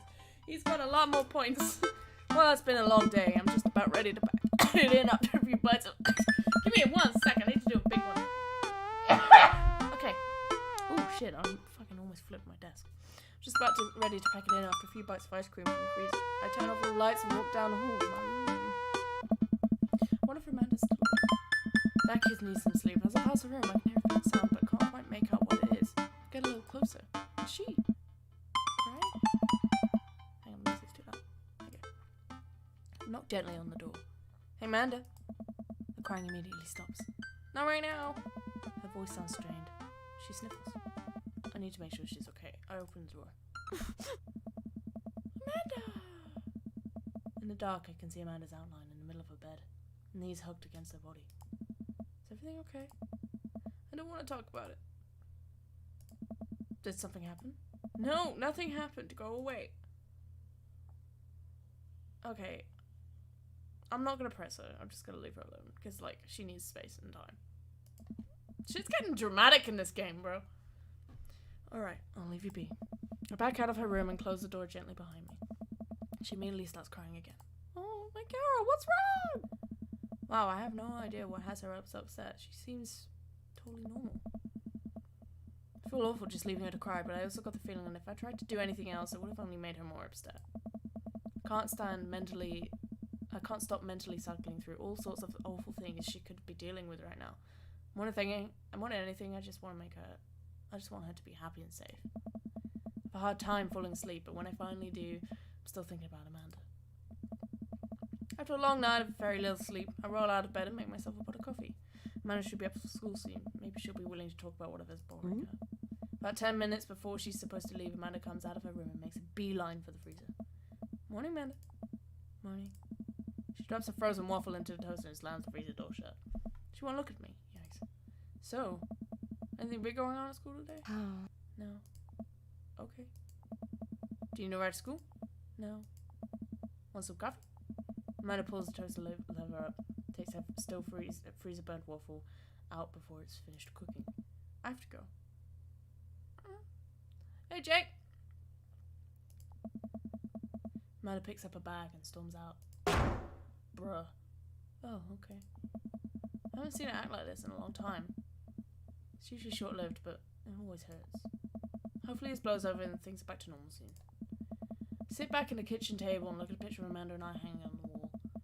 And I'm teaching her to ride a bike. Her face is a mixture of excitement and pure, unadulterated fear. I can't read. I remember how determined she was. Raid? Oh shit. Welcome, guys, welcome. Every time she would fall off or scrape her knees, she would get up and try again. Finally, I had to stop her because she was bleeding everywhere. Then she started to cry because she didn't think she needed bandages and wanted to keep trying. As I put the bike away, she just stood in the middle of the street and screamed. And I took her for ice cream, and it was like nothing effing happened. After giving it a bit of thought, I decided that if I force her to talk about it, I'm only going to make things worse. But I have an idea. Start rummaging around for ingredients. I hear Amanda walk in, and instead of heading for the kitchen like she usually does, she makes a beeline to her room. She's clearly trying to avoid me. Hey, Pumpkin? What? Can you come here for a sec? There's a moment of silence. Yeah. I wanted to say sorry about last night. I'm just worried about you, kiddo. I get scared when I know something's wrong. I get even more scared when I feel like I can't do anything about it. Dad, So just... whatever it is. And you don't have to tell me if you don't want to, but whatever it is, just know that you have your dad in your corner who wants you to be happy. Honey. Honey, you know I'm getting... Oh shit, just got raped. Hello, people. Hi, Kai. Welcome to the stream, everyone. We're getting to drama. Honey, you know I'm bad with words, so I was hoping I could speak a language we both understand. Pull a cake out of the refrigerator and place it on the table. Hopefully the frosting's set by now. Ta-da! Dad. Sorry you're sad, but I support you 100%. Aww. Oh, I wish someone could do that for me. That's nice. Took me a really long time because I ran out of red frosting somewhere. I'm sad. But I had to start over. This is beautiful. It's strawberry. Amanda gives me a big old hug. I grab delicious cake. So, it's really stupid. What is it? This whole thing. I know I've been really weird lately, and there's just... I don't even know how to explain it. I feel like I might have to make you a chart. I'm listening. Do you want me to take notes? I guess I should start from the top. So you know how Emma R is going to this fancy art school in California, right? Emma R. The one who pooped in dead off me on? No, that was Amanda. The best friend. The other one. The best friend. Yes. Yeah! I got it right! You got it! Wow, proud of you. Ah. Anyways, ever since she got the acceptance letter, I've been feeling like she's drifting away, you know? And she's been spending a lot more time with Grace and Emma P, and I just thought it was all in my head for a while, but then I found out that from Rosie M, that both Emma's, Grace, and Noah all went to the same party at Mackenzie F's on the same night. They all told me they were busy studying for Calgary. What? That's a dick thing. Not me. I mean, what? Oh, that's a great raid. No, thanks for the raid, bro. Welcome to the stream. I'm late, but we've just hit drama gold. This is drama, but we just had a date with Robert that was kind of like, ooh. Oh, shit. Anyway. Yikes. So another important piece of information is, God, this is embarrassing. I have a crush on Noah, and, that's the thing. What? Whoa. I had no idea. I definitely didn't know that. Okay. You're bad luck. So are you. I learned it from the worst. Anyway. So the only person I told about the crush was Emma R, and she promised not to tell anybody. I didn't confront them about the party thing because I didn't want to start drama. So I just kept quiet and kept going about my business. My desires. And then one day I invited everybody out to get nachos at the mall, and after not texting me back for like 2 hours, even though none of them ever put their phones down for more than 60 seconds, they all said they're busy, like simultaneously. So I tell them, never mind, nachos at home, right? But we were out of chips, and I really, really wanted nachos. Totally understandable. So I go to the mall anyway. I get the food court, and what do I see there but Grace, Emma P, Emma R, and Noah all hanging out together and eating nachos. Without me. What? It gets better. I'm standing by the escalators watching them, and I realize that Noah has his arm around Emma R, which is kind of weird, right? But then they kiss! No. Yes! I know! So I storm over there, and I'm like, hey! And Grace drops a nacho on her shirt, because of course she does, and Emma R just like glares at me. Grace, nothing is coming up. I don't know who that is. Grace is the boring one, gossipy one. Did she poop the bed too? Boring one. Well, yeah, but that's not the important part. Grace is nobody. Grace is the one nobody really likes. I guess that's me now. Anyway, nobody will say anything, and I'm just like, you guys suck. And then, which I realize is not the most eloquent thing to say, but I was very angry and really embarrassed, and I just wanted to get out of there. So I left, without nachos, might I add, which only further contributed to the shitty day, and immediately drafted a super long text in group chat asking that where they've been so weird. And I wrote another one to MR asking how long nothing's been going on, and I... Sorry, I know that's a lot, and you're still following. I'm a little confused, but I think I have no idea what's happening. What did MR say? Oh, okay, get a load of this. MR says, you know what, let me just read it to you. Amanda pulls out her phone and reads, word for word, an arduously long string of text messages. Can you believe that? I cannot believe that. I care so much about Amanda's social life and mental well-being, but man, do I not understand what she's talking about. This is all beyond me. I'm going to try my hardest to be supportive. Oh. They were dating in secret for like months. So I told her that she's being a really terrible friend, and she's like, well, if you don't think I'm so terrible, then just stop being my friend. And I was like, okay, and then she left me on red, and then, wait, left me on red? What was that? Oh, yeah, she saw my message and didn't reply. I know, because there's read receipts. I don't know what read receipts are, but I'm just gonna nod and pretend I understand. Gotcha. So, while this is all happening, I'm talking to Emma P about how mad I am because she at least is being kind of reasonable, and I'm venting to her about how pissed I am at everyone and stuff. And then out of nowhere, Noah texts me and is like, how could you say that about me? And I'm like, say what about you? And he tells me that Emma P sent screenshots of everything I told her in the group chat, and I got kicked out of it. Alright, I think you lost me at screenshots, but that's definitely sounds bad. There's so much more! But honestly, it's all just really stupid teenage stuff. Bottom line is that everyone dropped me, half of my grade hates me, and now I have no friends. Amanda, I'm so sorry. I'm almost expected it from everyone else, but Emma R's been there since Dad died, and I can't believe she would just stab me in the back like that. Not even that mad she's dating Noah. I'm just upset she lied to me about it for so long. Amanda stabs at the remnants of a cake. Okay, I take it back. I'm kind of mad that she's dating Noah. Like, what did I do wrong? Why did everyone suddenly decide I'm not cool anymore? Why wasn't I enough? I don't understand. As mad as I am at everybody, like, I miss them, Dad. Amanda looks so majestic, I almost can't take it. What could I possibly say to help? I relate to this. This has happened recently to me. But I'm not going to get into that kind of drama because to be honest now, I'm over it. But, like, still, it sucks. Like, having, like, I feel sorry for Amanda because literally being abandoned by all of your friends, she just got abandoned by everyone that she, like, cared about. That really fucking sucks. It really sucks. Amanda looks so dejected, I almost can't take it. What could I possibly do to help? Anyways, that's it. That's the whole sordid tale. Thanks for listening. Tune in next week for more hot gossip. Wow. I know it's pretty dumb. It's not dumb! It's not dumb. No, it's a stupid thing to be upset over. No, it's not. Your friends have just all fucked off. Like, they've all fucking dropped you, like, fucking assholes.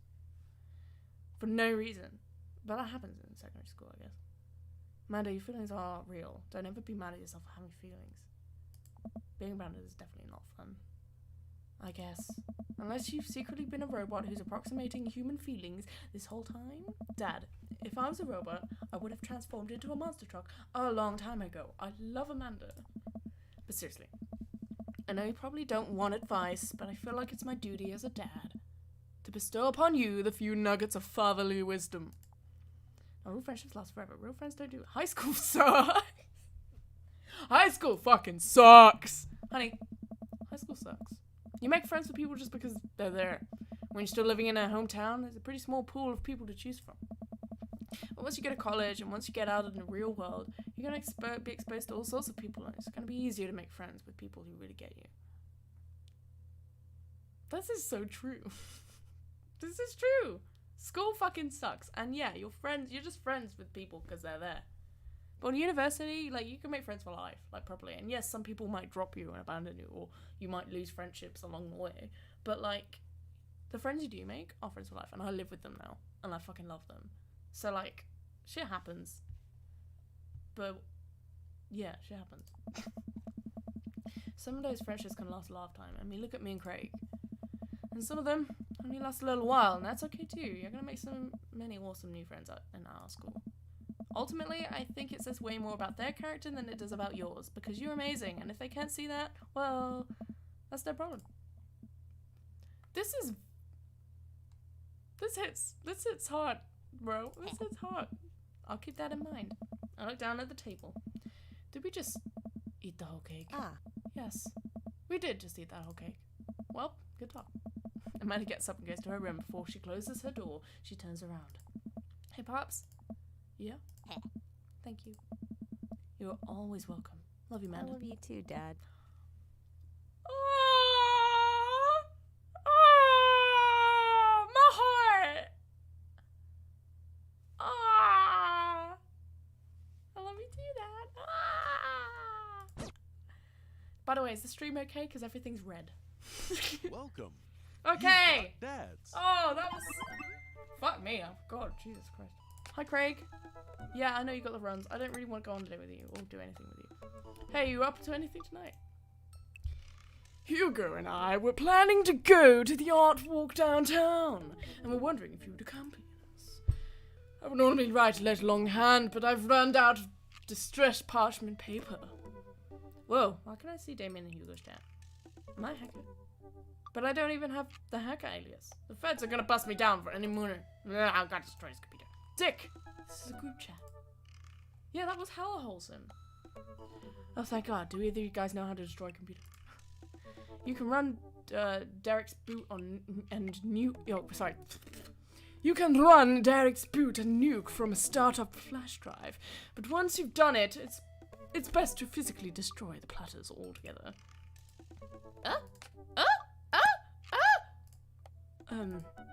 The Victorians were very well versed in information security. Do you want to see some more on that? Oh, it's great. Let's go hard. Okay, I'm gonna date Robert for the third time, and then I'll go back to do all the other things. And I know dating Robert, since it's like the third date, I'm pretty sure it's like the last chance. So I will go back and date Damien and see how that ends as well. So let's have a date with Robert Small. You know what they say about first dates, things are getting pretty serious. You might not want to have time. Let's save and continue. I'll save and continue, and then I can go back and yeah. Try driving. No.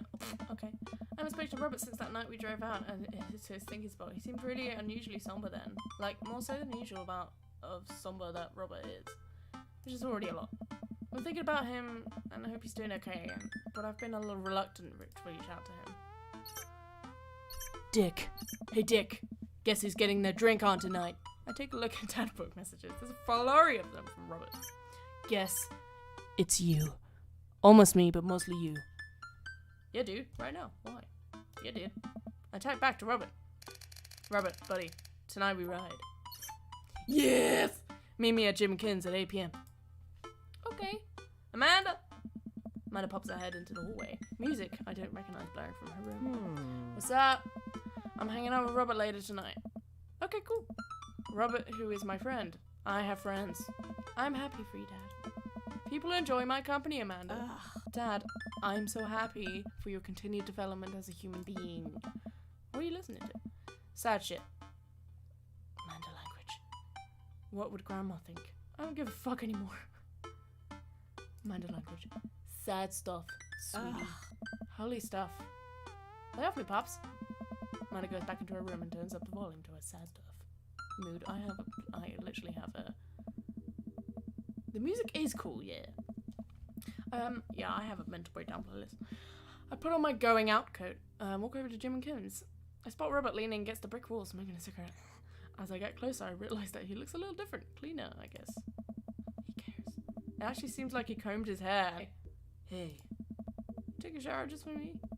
I'm working on my relationship with existence. We both stand there for a second and don't say anything. Robert finishes his cigarette and abruptly goes inside. I follow him. By the time I get inside, Robert's already at the bar ordering 2 whiskeys. I spot a brew from the back and claim it for us. Robert slides in and hands me a glass. To us, to you, to toast.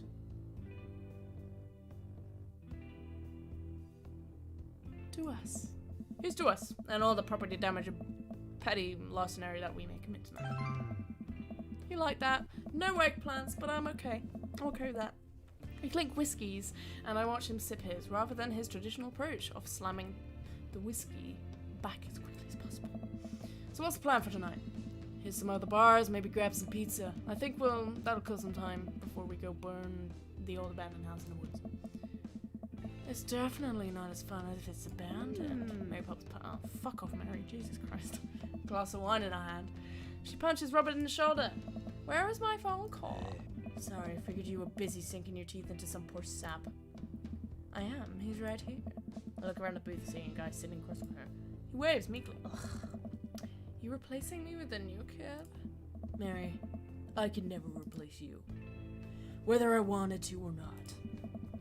Mary leaves her booth and slides next to Robert. Get the fuck away from my man. The guy she was sitting to looks mildly relieved. She eyes Robert's clean pressed clothes up and down suspiciously. What, do you got a court date or something coming up? He does. He looks handsome. He never... He looks handsome. I think he cleans up nicely. Oh my god. No. To you. How does that react? Hi. Oh, he likes it. Okay, okay. Okay, me. He does. You'd never convince the jury. Oh, he likes that. Seriously, what's up with you? Robert stares down at his drink, suddenly looking serious. It's Poppy. Doctors say his cirrhosis of the liver. I told the old bag Bones to quit with the sauce, but it's all he's ever known, especially since Ma's gone. That's why I invited you out tonight. Just didn't want to be alone. Oh, come on.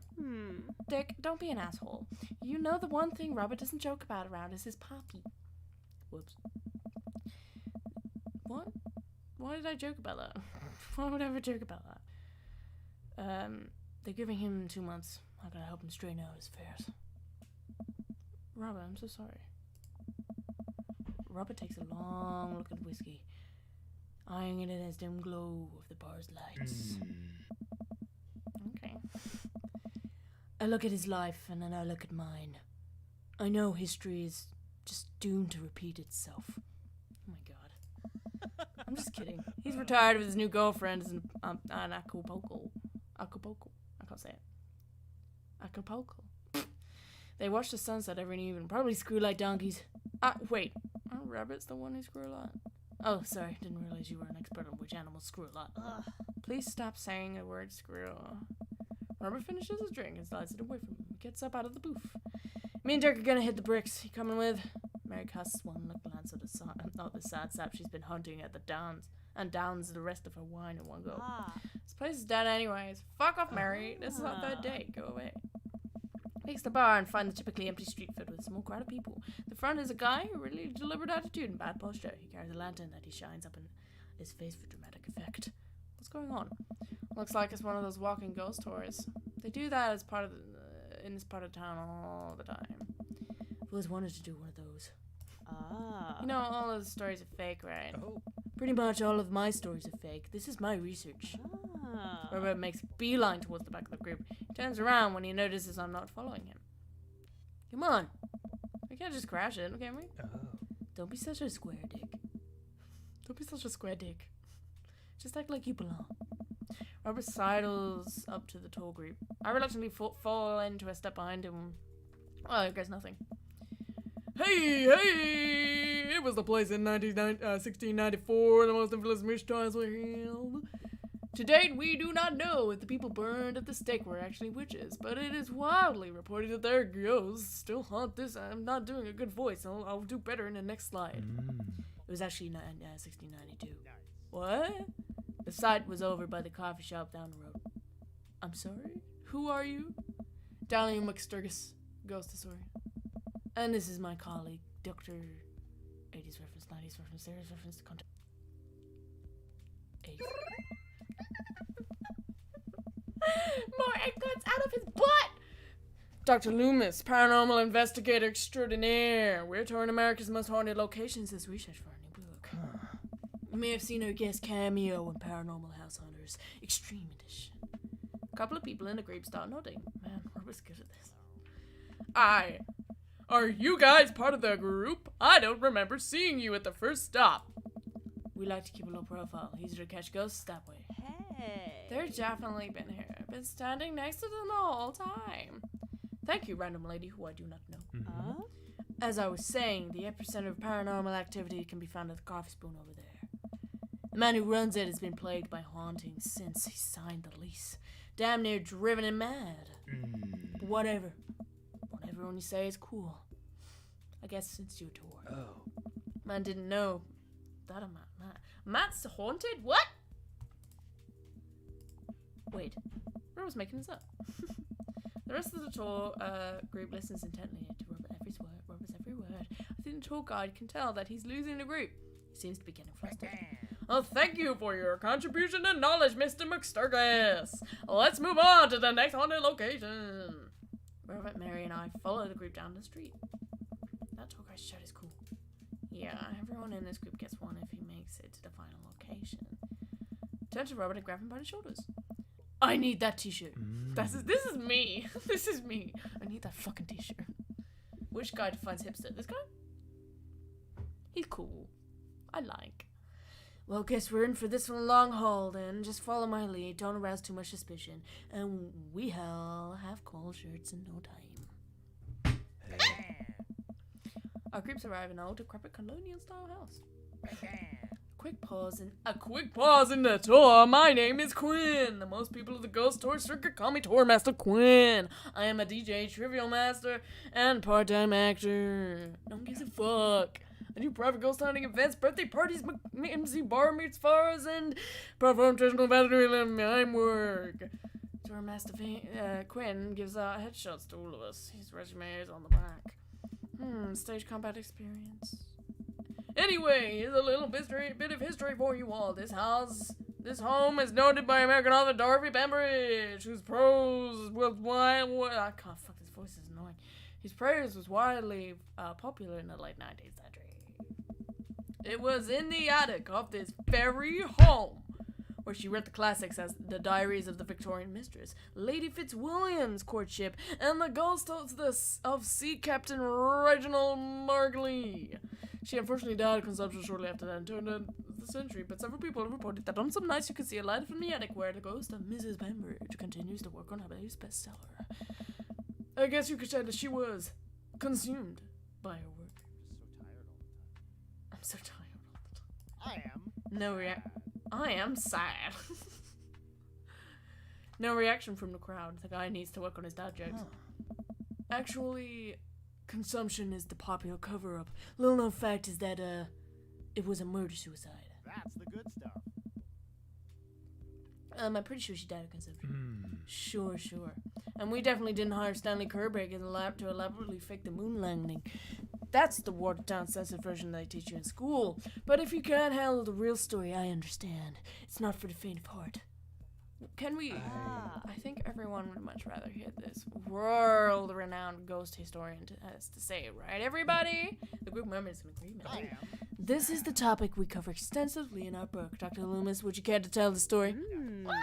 Relying on amazing improv comedy skills. Go for something I know. Riff for something highbrow. Yes. Though it's rarely covered in traditional textbooks, Dorothy Pembridge was caught in a fierce rivalry with fellow local Arthur Livingston Price. Arthur's books were blatant rip-offs of Pembridge's work and cost his sleep all better. That's the good stuff, yeah, no? Pembridge was enraged by this and confronted Livingston Price at his home with plans to end his life. Their pretty feud surprisingly blossomed into a torrid, passionate affair. After many months of secret courtship, Pembridge followed through with her original plan and poisoned Livingston Price in his sleep. Overcome with unexpected grief, Pembridge polished off the last of the poison and died by her lover's side. Reports say that the couple who entered this house will no doubt doom their relationship to a bitter end. He liked it. Man, I should bring my wife here. You have a wife. The entire group laughs heartedly. I'm kidding, my wife is dead.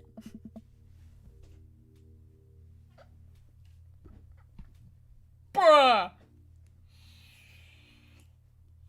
Bruh! What the fuck? Oh shit. The crowd gasps. She was killed by a ghost. I'm just messing with you guys. A nervous chuckle ripples through the crowd. The tour guide sees this as an opportunity to take back the group and addresses us with some razzle-dazzle. Haha! What an interesting story! Now I just want everyone to know that this next location is extremely terrifying. If anyone thinks they can handle it, feel free to excuse yourselves. Alright, I'm bored. Mary turns to a young-looking guy at his friend and taps him on the shoulder. Hey, kid, fancy buying a gala drink? The guy looks up at her and smiles. Only if the bar's haunted. Honey, I can show you the most haunted place in this town. I think I could exorcise your demons. That's what you're looking for. Hey. Downright checks your dick can't catch, kid. Oh, shit. Burn. Hi, Sam. Welcome to the stream. His eyes go wide. Mary salutes me and Robert. She suddenly pulls me into a big hug and murmurs into my ear. When you've known Rob for as long as I have, you know when something's wrong. Keep an eye on him for me tonight, okay? Bye. Sure, Mary. Good man. I'm Mary. Have you found my dream daddy? I'm looking for him right now, and I'm possibly finding him today. Mary pats me on the back and pulls away. She takes the guy's hand and leads him down the street. Take it sleazy, fellas. Gotta help that poor soul. Mary or the kid? Both. Hey.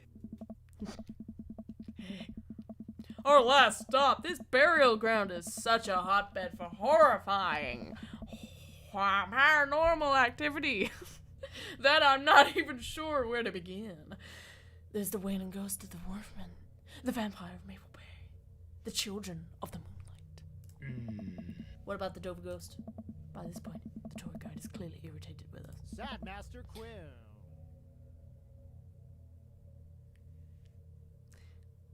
What about it? Oh, nothing. I just think it would be a crime to come all the way out here to the cemetery, the actual origin of the one New England's most notorious paranormal entities, and not even mention the information Dover Ghost. That's not a real thing! That is absolutely not a real thing! I think someone needs to brush up on their paranormal history. I know tons about paranormal history. I know every ghost story in this area. I can guarantee you, there's one that you don't know. Robert looks over at me and smiles.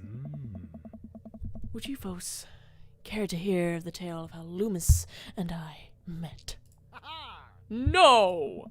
The entire group shushes their tokai. I am. Okay, fine. Tell the story.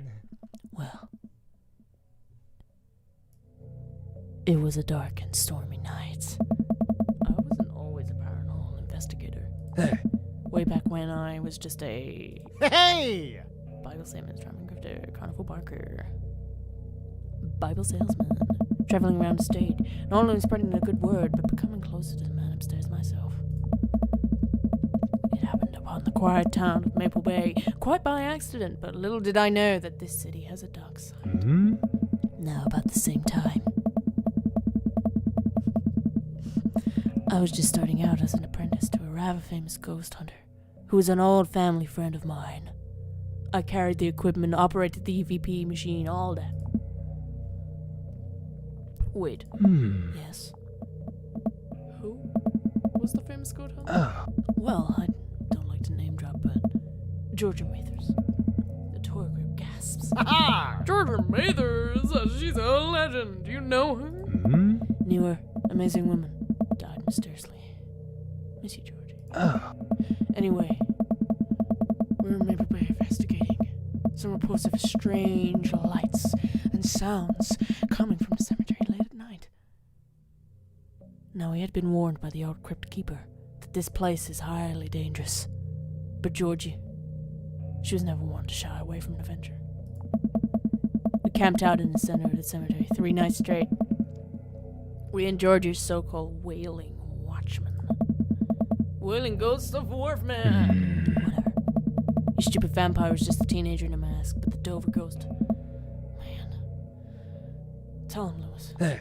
So, there I was, just walking back from my hotel after a long day of selling Bibles, working a couple of short cons, running duck tank. Selling Bibles. Saving souls and selling Bibles. Also saving a couple of Bibles. But never selling any souls. Except my own. But that's another story. I leaned over to Thomas Quinn. Won it back in a field competition. I found myself walking past this very cemetery.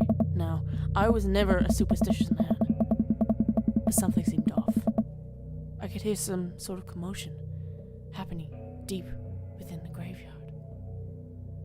I felt compelled to investigate.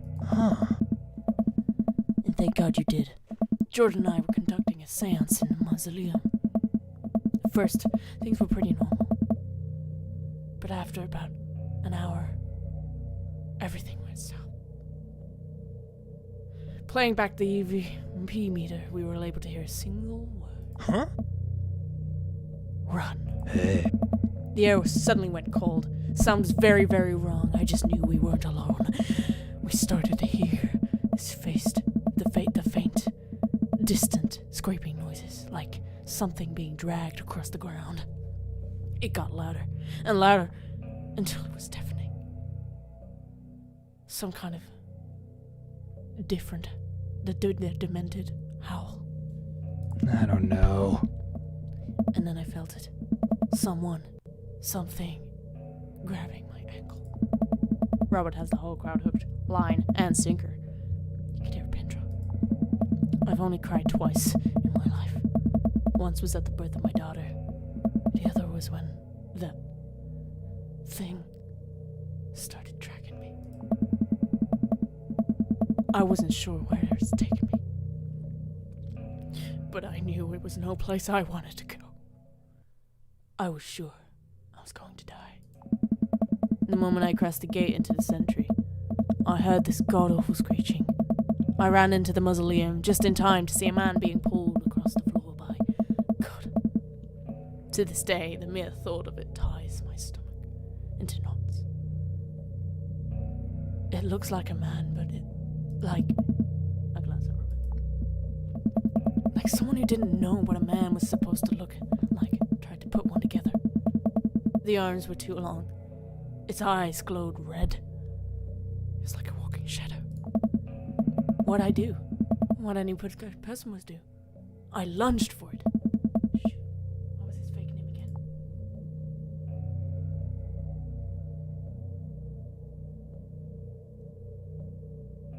David? David.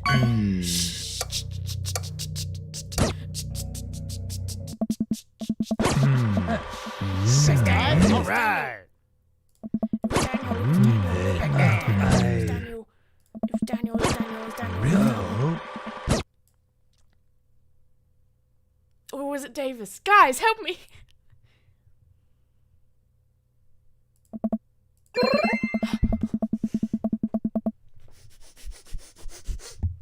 I grabbed his hand and entered in a tug of war in the unholiest of force. Huh? I thought I was going to be torn in half. Oh. But I had God on my side. The pocket Bible I always kept on me fell out of my shirt pocket. And to this day, I remember what passage it opened to. That's the... No. Revelations 1:3. Blessed is he that readeth, and they that hear the words of this prophecy, and keep those things which are written therein, for the time is at hand. I have no idea where Robert pulled that verse from. With a horrifying growl, the entity finally relented. Daniel and I collapsed on the ground, exhausted. We were both covered in blood. That damn creature clawed into my chest, got me real good. Had to get 16 stitches. Robert pulls down the collar of his chest to reveal a long, wicked scar along his pecs. And that's how I got the scar. Hey. I followed Georgia Mathis to the end of the earth. We faced exorcisms, demons, poltergeists, and threw our equipment across the room. But I had never seen Georgia so scared. She was never the same after that. And neither was I. Watching what happened to Daniel and Georgia shook my faith. But I came out of that experience a better man and a better friend. And we've been brothers ever since. The tour guide gives us a round of applause as Daniel, Robert, and I share an emotional hug. As he embraces me, I can smell the cologne on his neck. Robert really does clean up good. Find myself lingering a little too long on a hug. The tour guide seems to have bought it. Even he's wiping a tear from his eyes. Why is he wearing sunglasses? You're right, Ben. Thank you. It's an honor to be able to share. Be sure to watch out for our book. Paranormal Excursions, Supernatural Ice Road Ghost Truckers. I saw a demon. The shocking truth of seeing a demon. The Bro's Guide to the Hottest Ghosts. I saw a demon. The shocking, true story of seeing a demon. Robert has to suppress a laugh at that one. Hey. Well, I think you both definitely earned your t-shirts. Yes! The tour guide has us covered in t-shirts, and then he slips us both a business card and leaves it. If you guys ever need a professional actor, balloon artist, Elvis impersonator, or need please don't hesitate to contact me. You got it, buddy. After a couple of tourists take selfies with us, we split away from the group and walk home.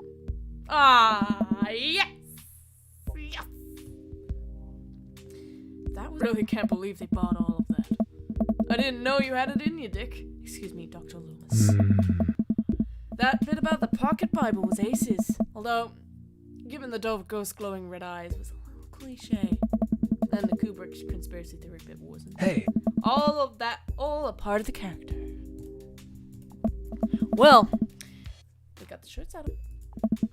We arrive in front of Robert's house. Want to have a drink? Is that even a question? Trying to poison me? Nah, I'm good. Is that even a question? Robert, how long have you known me for?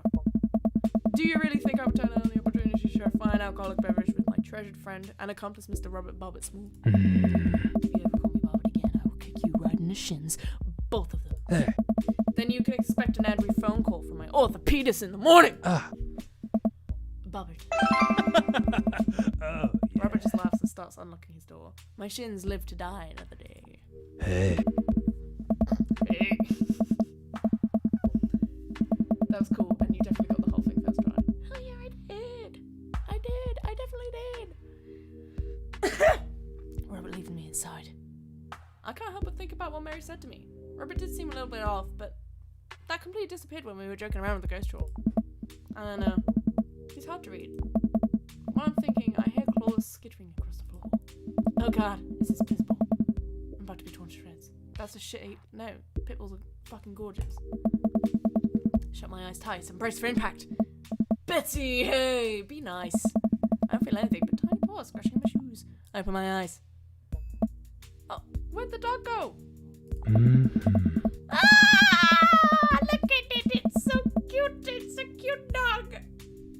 I'm a cat person, but fucking hell, I love dogs. Robert jump jumps away from me, running around in circles and sniffing Robert's legs. He pats her on the head.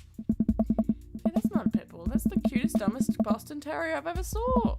Betsy, you're not a pit bull. And you weren't taken by the Dover ghost? Betsy's made of tougher stuff than that, ain't she, girl? Betsy rolls over on the floor with well-deserved belly rubs. Hey. I should keep a picture of a large pitch ball in my car in case of emergencies. Comedic emergencies. We make our way to Robert's living room. For a quiet man with arguably oldest pickup truck that can be legally driven, his place is amazing. There are sleek modern appliances throughout the room, and the fucking huge flat TV screen mounted on the wall. He has shelves upon shelves, of DVDs.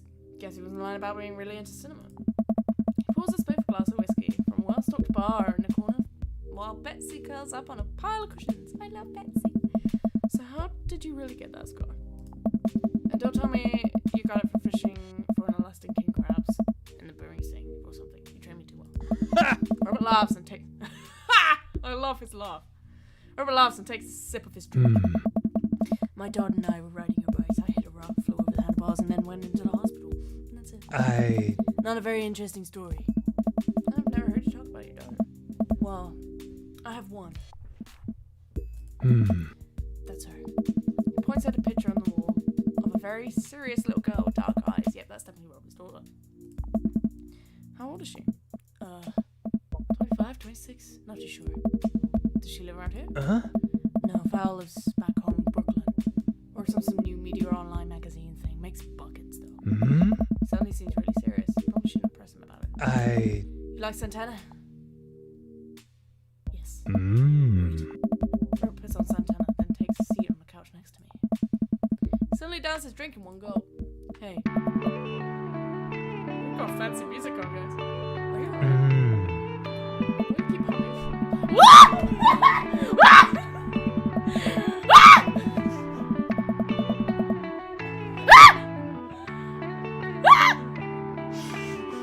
Wait a minute.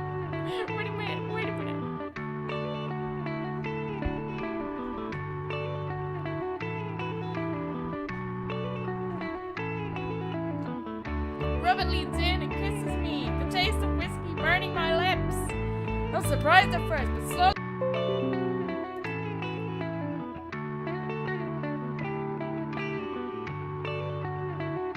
Hello, the stream is continuing.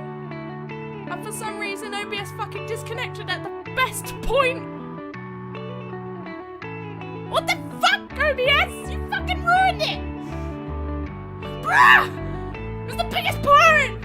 Did it get my reaction? How long did it go out for, guys? How long did it go?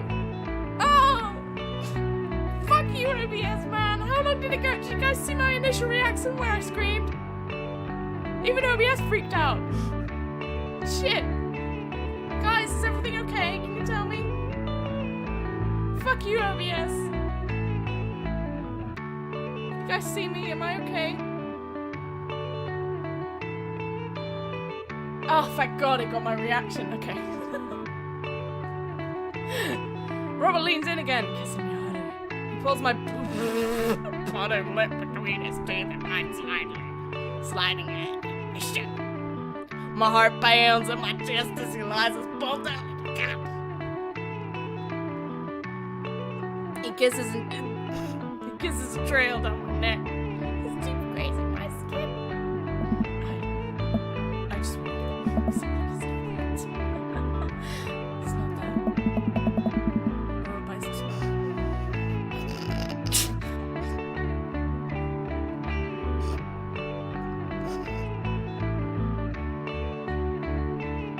Oh, that's down and I stifle a bird. Stop. Robinson, it's up. Huh. Wait. No. Oh. Something's up. Robert runs a hand through his hair and looks away. I'm fine, I've just been kind of stressed out.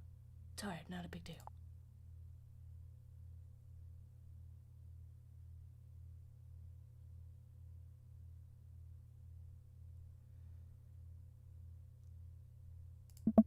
Listen, I want this as badly as you do, but I know something's wrong. I need to make sure that you're okay.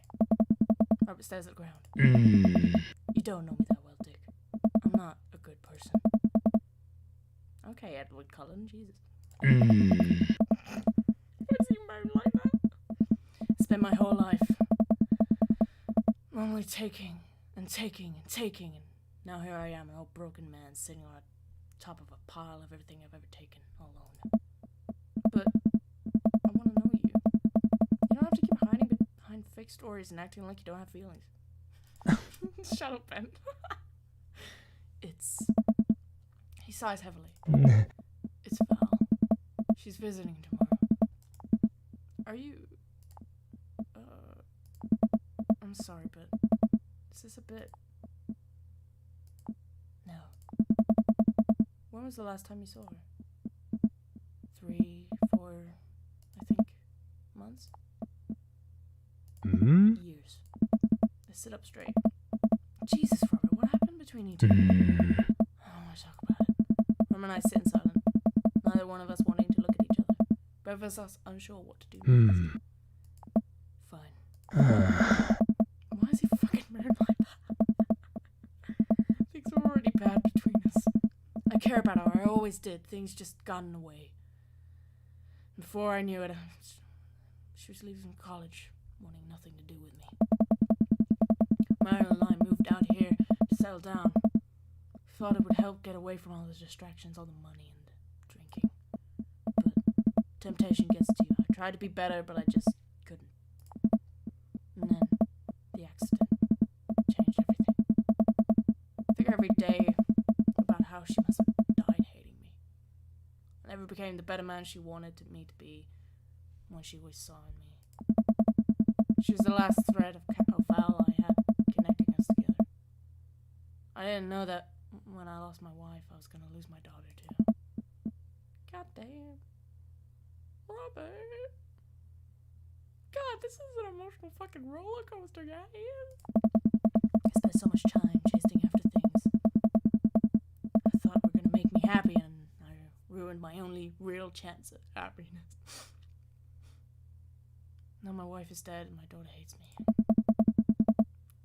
Then I convinced myself that this, just as vaguely in my direction, is going to make me happy. Why do I even try anymore? I'm so sorry. I know how hard it is to know. You don't. How could you possibly know how this feels? You did everything right. Your daughter loves you. You're a good person. I was a terrible husband and an even worse father. I had no idea why she even bothering to contact me now. I know. I'm just gonna fuck it up like I always do. I'm broken. I shouldn't even go. Oh. Robert, no! You're a great guy! Shut the fuck up! You're funny! Robert puts his head in his hands. Oh. Tell him what he wants to hear. Tell him what he needs to hear. Walk away. Tell him what he needs to hear. Fuck me, I don't know yet. Oh, okay, he liked that. Eggplant spewed out his butt. Nothing's gonna change until you do. Robert pauses. He looks at me. There are a lot of things. This is getting serious again. There are a lot of things in my life that I regret, that I wish I could take back or do over. And it hurts so much to know that I can't. But what I can do, and what you have the privilege of doing tomorrow morning, is to wake up and try to be a better person than you were the day before. Things aren't going to fix themselves tomorrow or the next day. And patching things up with Val isn't going to solve all of your problems either. But nothing's going to change if you don't. And you can't love anyone else until you stop hating yourself. You're right. I don't know you that well. But you have the same capacity for good that we all have. And I know you can find it. Valor's giving you a chance, don't waste it. But, Robin, listen to me. It's gonna be okay. But, I lean over and embrace Robin. Oh, that's got so fucking wholesome, bro! Pulling him in as tightly as I can, he buries his head into my shoulder, hugging me back. It's gonna be okay. I place my hand on the back of his head and stroke his hair. He shudders and sobs, and I realize that he's crying. Bruh! Thank you. We stay there for a while, holding each other. We both eventually drift off into sleep. This was so wholesome!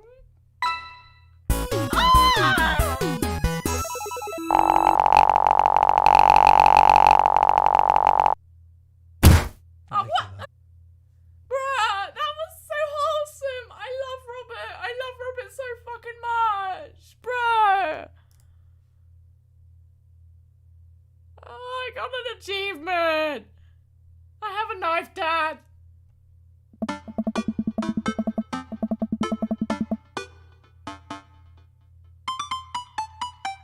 I'll cry!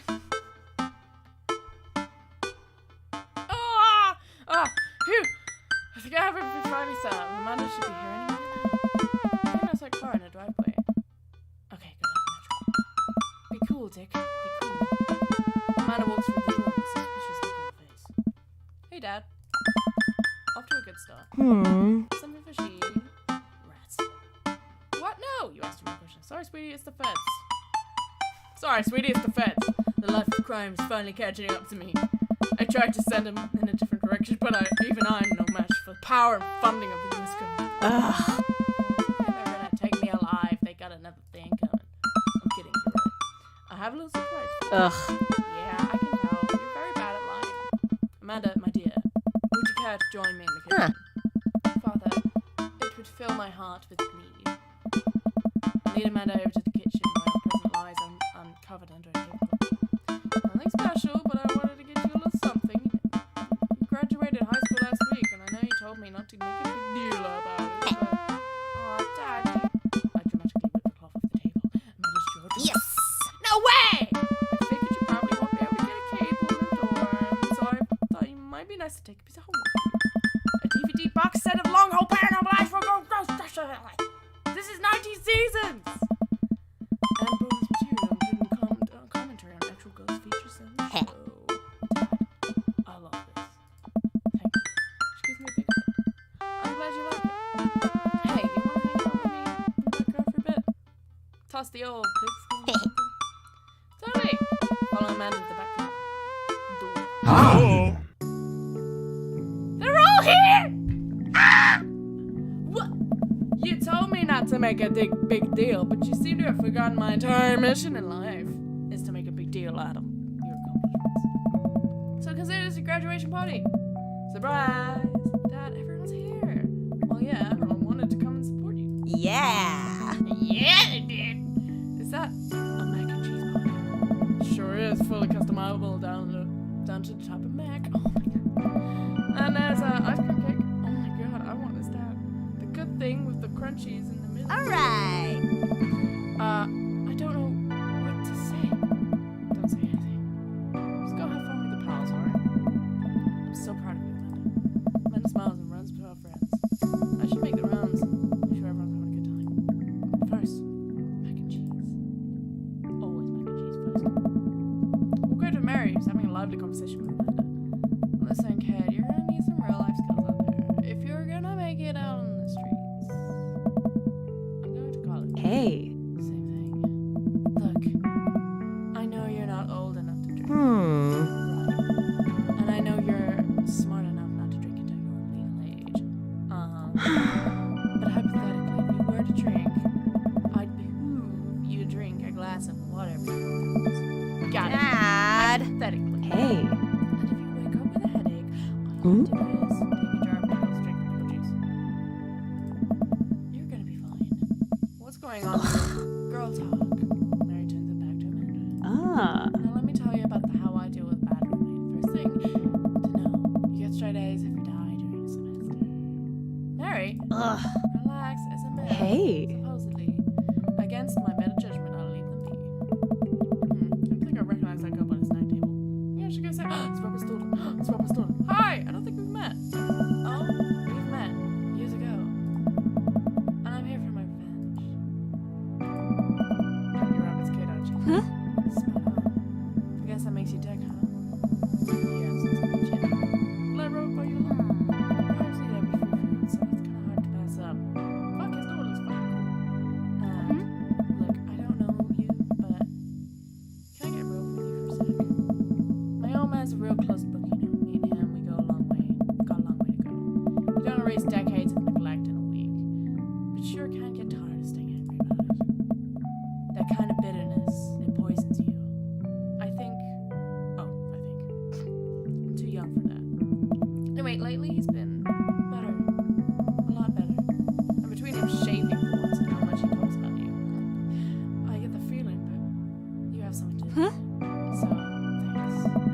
That means a lot to me. I'm glad he's getting better. Just keep an eye on him, okay? Or else. What? I'm kidding. Or. I don't know why I'm like this. I think it runs in the family. Man, Trump started the conversation. Hey, I love your necklace! And your hair. And just, geez, your whole vibe is cool. Thanks. I like your jacket. My girlfriend collects pins too. And this is my daughter, Amanda. Amanda, this is Robert Stoughton. Val. Nice meeting you. I heard you're a photographer. Aspiring photographer. I'm going to school for you. Take pictures? Yeah. Then you're a photographer. Welcome to the business. Val hands Amanda a business card. If you're ever looking for internships, shoot me an email. Anyway, I should go make friends with that woman over there. Just jewel wearing wine glasses. Catch you later. Got you a job, huh? She's so cool. She gave me a business card. She touched my hand. Congrats. You just networked for the first time. A regular business lady now. Quarterly projections. Stock market. Synergy. While you're making a fortune as a businesswoman, I gotta keep this good party going. Catch you around, Pops. Dick! Brian! You made it. I don't pass up on good man. What do you think of the party? It's not bad. Just not bad. Yeah, it's not bad. Don't let him beat you. Thank you for the lovely compliment. Daisy trots up. Hi, Amanda's dad. Hey, Brian's daughter. See how that feels? This is a really great party. Thanks so much for inviting us. You're very welcome, tiny child who knows how to play pickle. Brian and I lock eyes. This isn't over. Hey, bro! Bro! This is a real rager. Taking out old age into consideration. I'm trying to be in bed at a reasonable hour tonight. Don't let me get a Bro. Don't worry, dude. I'll keep an eye out on your fruit punch intake. You know, I'm really glad we're bros again. Just hit the gym sometime soon, huh? Sure thing, dude. Brian and Hazel become great. Hey, little ones. Hello. Hi. Thank you for all the ice cream cake. Wait, girls, how much of that did you eat? Briar ate 4 pieces. Ask any witness. No, I didn't. Hazel ate 4 pieces of one a little bit of me because we look alike. I have a face. Nobody will ever believe you. Oh, boy. I'll let you guys figure this out. I think we're coming to the end of the game. Yeah, I'm still alive. Good seeing you, Craig. Let's hang. You missed all the juicy content. Let's hang soon, Bro. yeah? Totally. Tell Amanda congrats for us. Looks like you've settled this neighborhood quite nicely. Dude, I've done longer streams. I've done like 5-6 hour streams before. Yep, couldn't ask for a better cul-de-sac. Well, I'm glad. Hopefully we'll see you in more church events. Got a big schedule planned for the rest of the year. Sure thing, Joseph. And maybe if you want to hang out sometime. Sure, Joseph, that'd be great. Well, see you later. Did you just hit on me? Hugo comes up to me with playing mac and cheese. Hey. Hey, the perfect cheddar and mac ratio. Beautiful work, Dick. Thanks, Hugo. You know, I'm really pleased to see Amanda going to a dream school. I'm glad she turned it around for her finals. Me too. That scholarship money will really help. Amanda walks by and pretends not to see Hugo. Just zoom. Man, Banana, come say hi to your old teacher. Hey. Congratulations on graduating. I know you're gonna do great things on us. Pew! Yeah, thanks. I'm gonna stuff the back away. Wait, I should have said you might want my teacher to pass, but I don't have to be afraid of talking to you. You no longer hold any power over me. You're right. Before Fred I can no longer give you detention. Yeah! I'm gonna break everything I want. I'm gonna break anything I want, and there's nothing you can do about it. Are you still mad about the time I gave you detention for breaking my glove? No. Ah! And I'll have you know that the glove even fit through the basketball hoop in the first place. So, it never did, actually. She'll fit in college just fine. Hey. Hey, man. Yeah!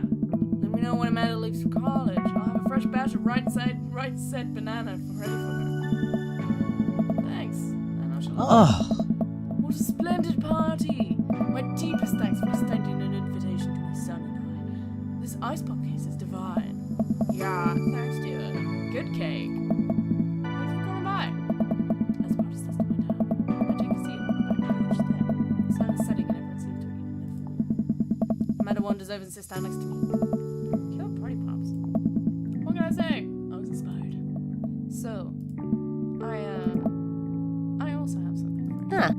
For me? Why? Not to be completely genuine about my feelings for once or anything, but Ah. growing up wasn't easy. But I could have been a lot harder if it wasn't for you. Dad, you've been there for me through everything. This is 100% sober. There's been times in my life where you were my only friend. I was really scared of going to college and being so far away from you. But I realized that everything you've done for me was meant to prepare me for this. I wouldn't be who I am today without you. I swear to God, Dick, if you cry again. You're the best, Dad. I love you. Let him cry. Anyway, that was enough emotional vulnerability for one day. Present time. Amanda has me a tiny red package. Brian, you're in charge of Connor. I tear the wrapping off and to find a framed picture of me and Amanda. It's us. Kind of shocking, all of our photo moments are just pictures of me, huh? Maybe we need at least one together before I leave. Amanda, thank you. Watching you grow up has been the happiest experience of my life. You're such a talented, intelligent young woman, and I'm so excited to see what the future holds. Knock 'em dead, kid. Always do. Amanda and I share a hug. This is only the beginning, Pops. Plenty more memories for us down the road. Memories to make stuff to break, right? Ugh. I'm gonna break so much stuff. Intentionally and unintentionally. You're probably gonna have to pay for most of it. It would be my honor. Amanda hops up. Looks like someone's been waiting to talk to you. Glance over to the back of the yard, where Robin is sitting on a bench beneath a cherry blossom tree. He smiles at me. I'll leave you to it. Me and Emmas are gonna go get ice cream. You friends with the Emmas? Pew! Before you hated them. Love you, Pops! Amanda runs up to join her friends. Hi, Rob. Hi! Take a seat next to Robin, and the last guest makes their way to out. Hey. Hey. Robert gestures vaguely to the snack table. Good stuff. Yup. So, I had a chance to talk about. Hi. Just physically threaten you. Yeah. Mm. That's my girl. She said you've been doing better. Trying to work on the vices. I was in the shower today. We sit in silence for a moment. I don't know. You know, every day for me is a battle against my own self-destructive habits. Mood. But lately it's gotten a little easier. Thanks for talking some sense with me. It's hard to get things through my thick skull sometimes, but what you said that night has actually helped me. Not bad. I like you. I like you a lot.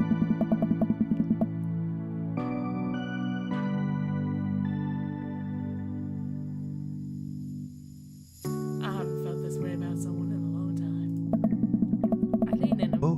but I have some stuff I need to work on, emotionally, before I can get into anything romantic with you. You deserve better than who I am right now. Bitch! I need to be on my own for a bit and figure some things out. I think what we need right now is a friend. I'm very happy to be that for you. Bitch, not get friend zone! It's fine, it's okay. Still, Thank you. That means a lot. If you're ever ready for it, it's like ghosts sometimes. Oh, lovely. Put my head on his shoulder and watch us all slowly dip below the horizon together. Is that it? Oh, that's it! Oh!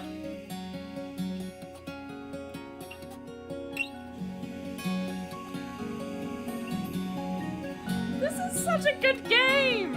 I need to date the other dads! I want to see what happens with Damien and Matt and Brian because he has cheesy pigs and blankets and I love that shit. Okay. This is my official playthrough of it. This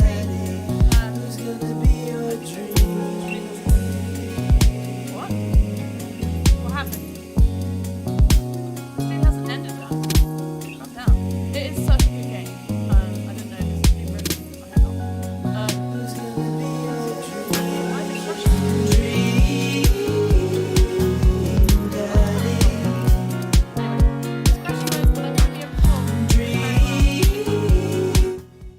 Hello. Okay, yeah, no, this is a brilliant game. This is my official first playthrough of the game, but I am gonna go back and see the other dads. If you guys want to see that, do let me know. I thought I turned down the fucking music. I don't know why the stream keeps crashing on me every 2 seconds, but that's kind of a good cause to stop. So, yeah, I'll be streaming on Tuesday, playing Fall Guys with Day by Dave and Ben the Bot, and hopefully some other friends as well. And I will update everything on our Discord chat, and as you see my crashing face, you can hopefully still hear my voice. So please check out in the description below. There's a link to our Discord, so where everyone else hangs out and where I update everything on when streams are going to be and all that jazz. And everyone just loves to stream. Cool. Thank you very much for coming to the stream. See you guys on Tuesday. Cool. Thank you very much for coming to the stream. See you guys on Tuesday.